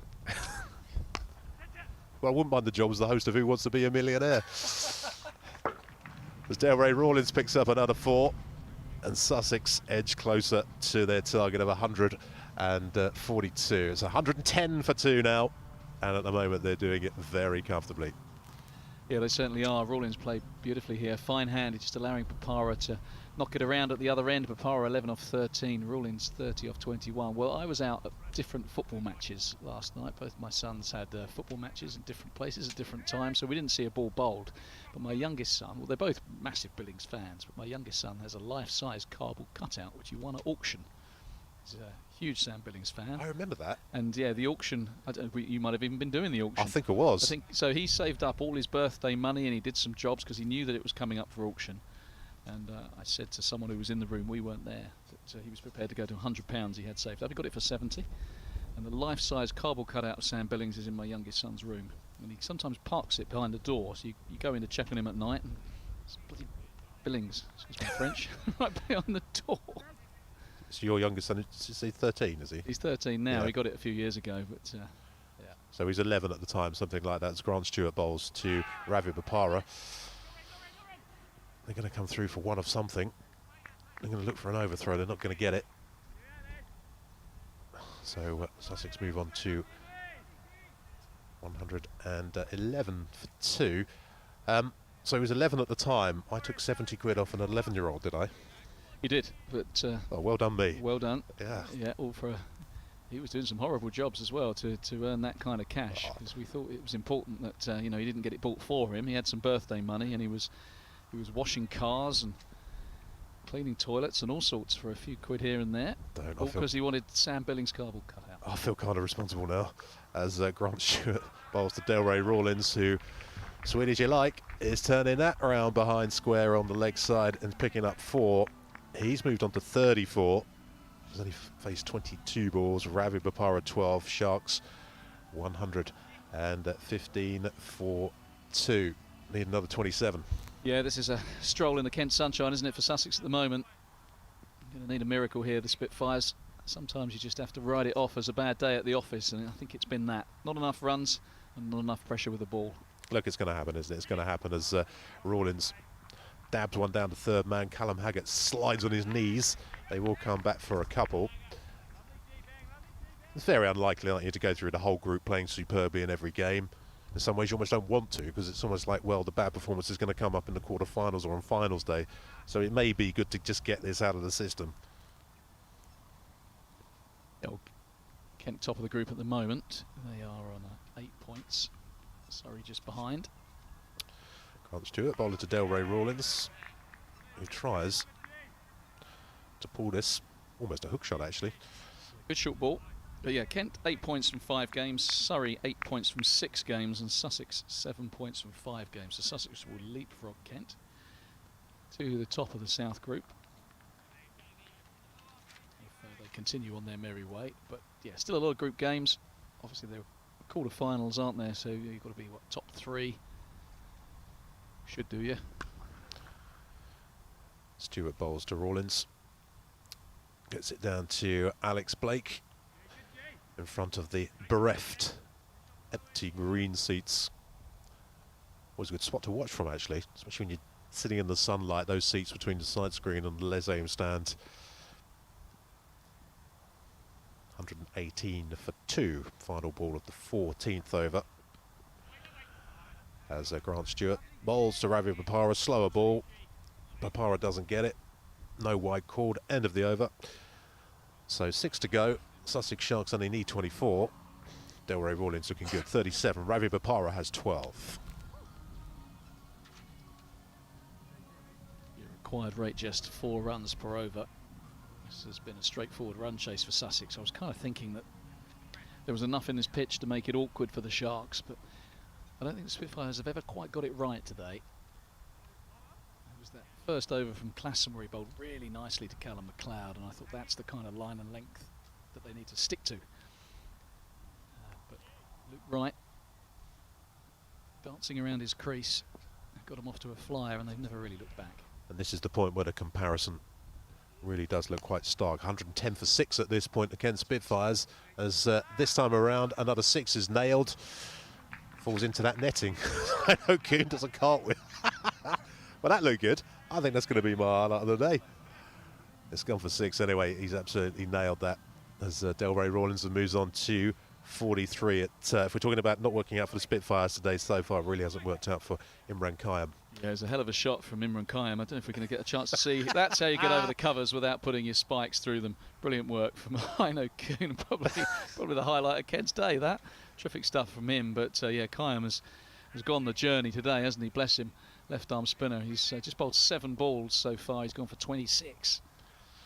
I thought we were going to get the double cartwheel then, as Delray Rawlins has to pull this one savagely as well, doesn't time it at all. I thought we were going to get a cartwheel over the cover and then over the advertising hoardings, but he bailed out after the first. Yeah. I'll take my hat off to him. I don't think I could muster anything like that kind of athleticism.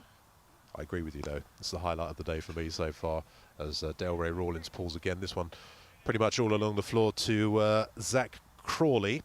So he gets a single.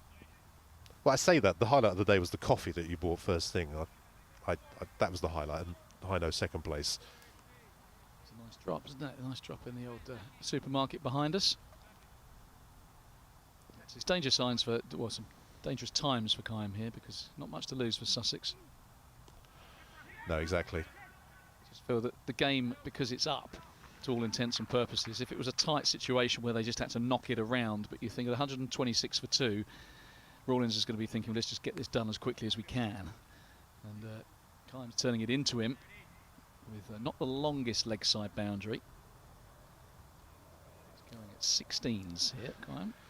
Yeah, and the Sharks will think, come on, let's finish this off quickly, shall we? Now we're already 2 wickets down. We're miles in front of where we need to be. Well, net run rate could be important in this group. You know, if you come third in a group, you're going to have to, it could be decided by net run rate, you never know. So if you're in a winning position, it's foot flat down and try and win it as well as you can. So here is Imran Khayyam as Delray Rawlins sweeps and sweeps for 4. Well, he certainly got the sweep working well today as Delray Rawlins. He moves on to 48. Seems to have got to 48 in quick time. Been a couple of juicy 6s, but seems to be a minimum fuss 48 so far.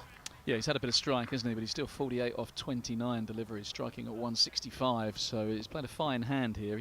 He is a player very much on England's one-day radar. Sussex, of course, have lost Phil Salt today to that England bubble. Dot ball to finish the over. 15 gone. It's 130 for 2. So just 12 more runs. And the Sussex Sharks will be heading up presumably the M2. Could do a bit of M20, couldn't you? Round to the M26, M25. Yep. And then down the M23. Yeah, straight choice at the moment. M20 with roadworks or M2 with roadworks. Yeah, that's the only thing about the pandemic. I thought they kind of missed a trick, the government. Could they not have locked everybody down apart from, because the roads were deserted, weren't they? I made a couple of rare trips during lockdown to deliver food to my mum and mother-in-law, and there was no one on the roads. That struck me as the perfect time to have repaired all potholes and done all road works. If you could have found a way of doing that, I guess, to look after your road workers as well. But it would have been nice to have come out of lockdown to find all the roads done.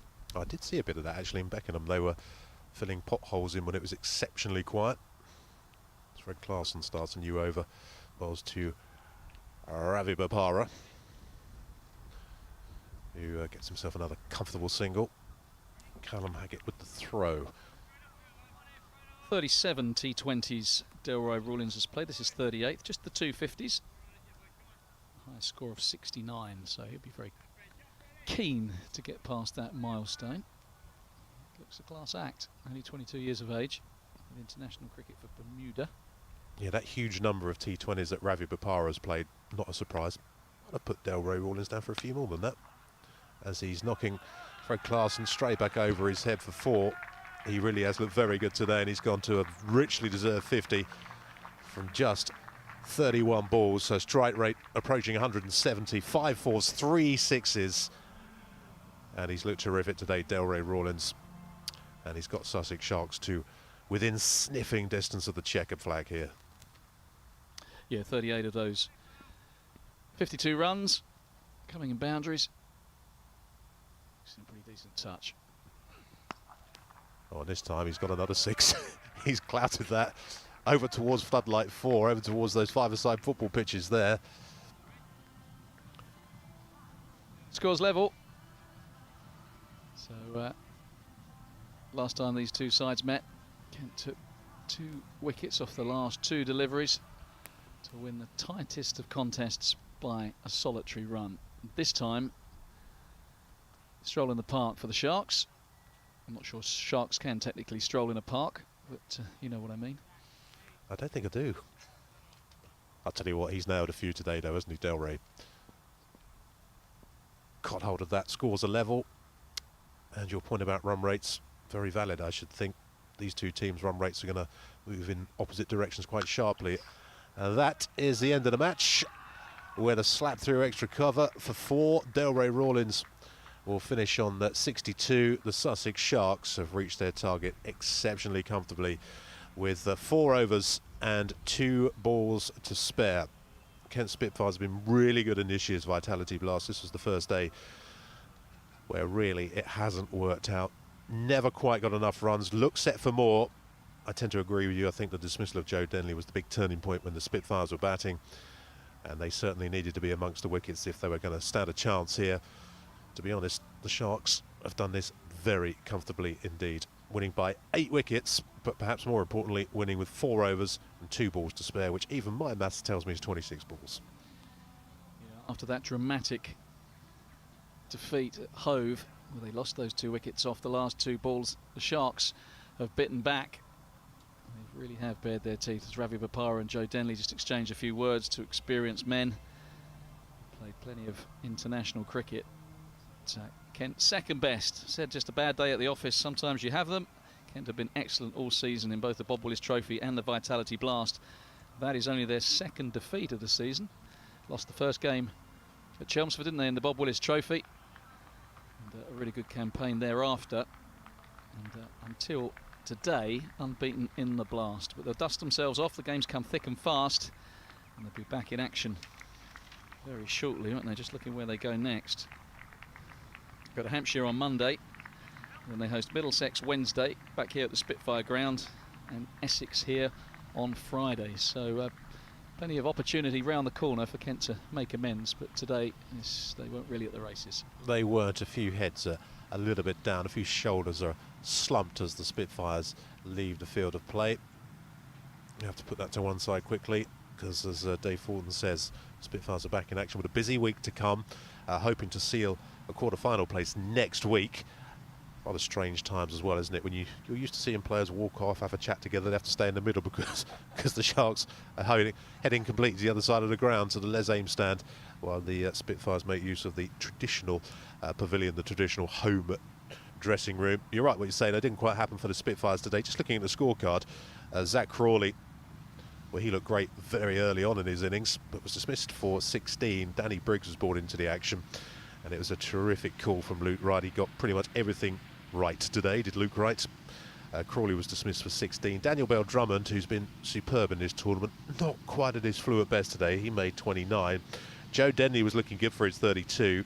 His dismissal, another one to Danny Briggs, was the moment really that this game turned. Heino Kuhn making 22, but wickets were falling at regular intervals. Kent were 90 for 2, and it then went to 125 for 8. So that tells you the story there. Yeah, it's a good point, Steve, because I'm looking at when Joe Denley's wicket fell, 10.5 overs. So coming towards the end of the 11th over, 90 for 2, you'd be thinking 170, 180, which is what Kent would have been looking for. And had they posted that, then they would have been right in the game. I kind of felt even 141 where they ended up, because they did really fall away at the end of, after that Denley dismissal, that they were still in the game if they bowled well. But Luke Wright came out and put bat to ball as he can do, vastly experienced and so much talent in that batting order, summed up by youngster Delroy Rawlins at just 22 years of age, 62 from 33 balls. Real terrific effort from the Sussex batsmen. Put Kent to the sword today. Well, Kent have got to pick themselves up quickly, haven't they? Because they're back in action on Monday. I'm sure they'll fancy their chances against Hampshire, who are struggling in this competition down at the Aegeus Bowl. That is Monday, and then we're back here at the Spitfire ground with our live coverage again, so I hope you can join us for that on Wednesday, taking on Middlesex when they met at Lord's a couple of weeks ago. Well in excess of 400 runs scored on that occasion. And then on Friday here, Kent take on the Essex Eagles, who also are struggling. So they've got two teams, if you discount Middlesex for a moment, who they will fancy themselves of getting 2 wins against, and if they can do that, they really will be in a very good position with an eye on the quarterfinals. Yeah, absolutely. Just as I said before, bad day at the office, dust yourself down, come again. Two sides that have struggled a bit in this T20 campaign, so you'd like to think they can bounce back against the likes of Middlesex and Essex and try and make this Spitfire ground a fortress once again. But not to be for Kent today. Hope you've enjoyed our coverage from myself, Dave Fulton, and Steve Watts leading the commentary alongside us.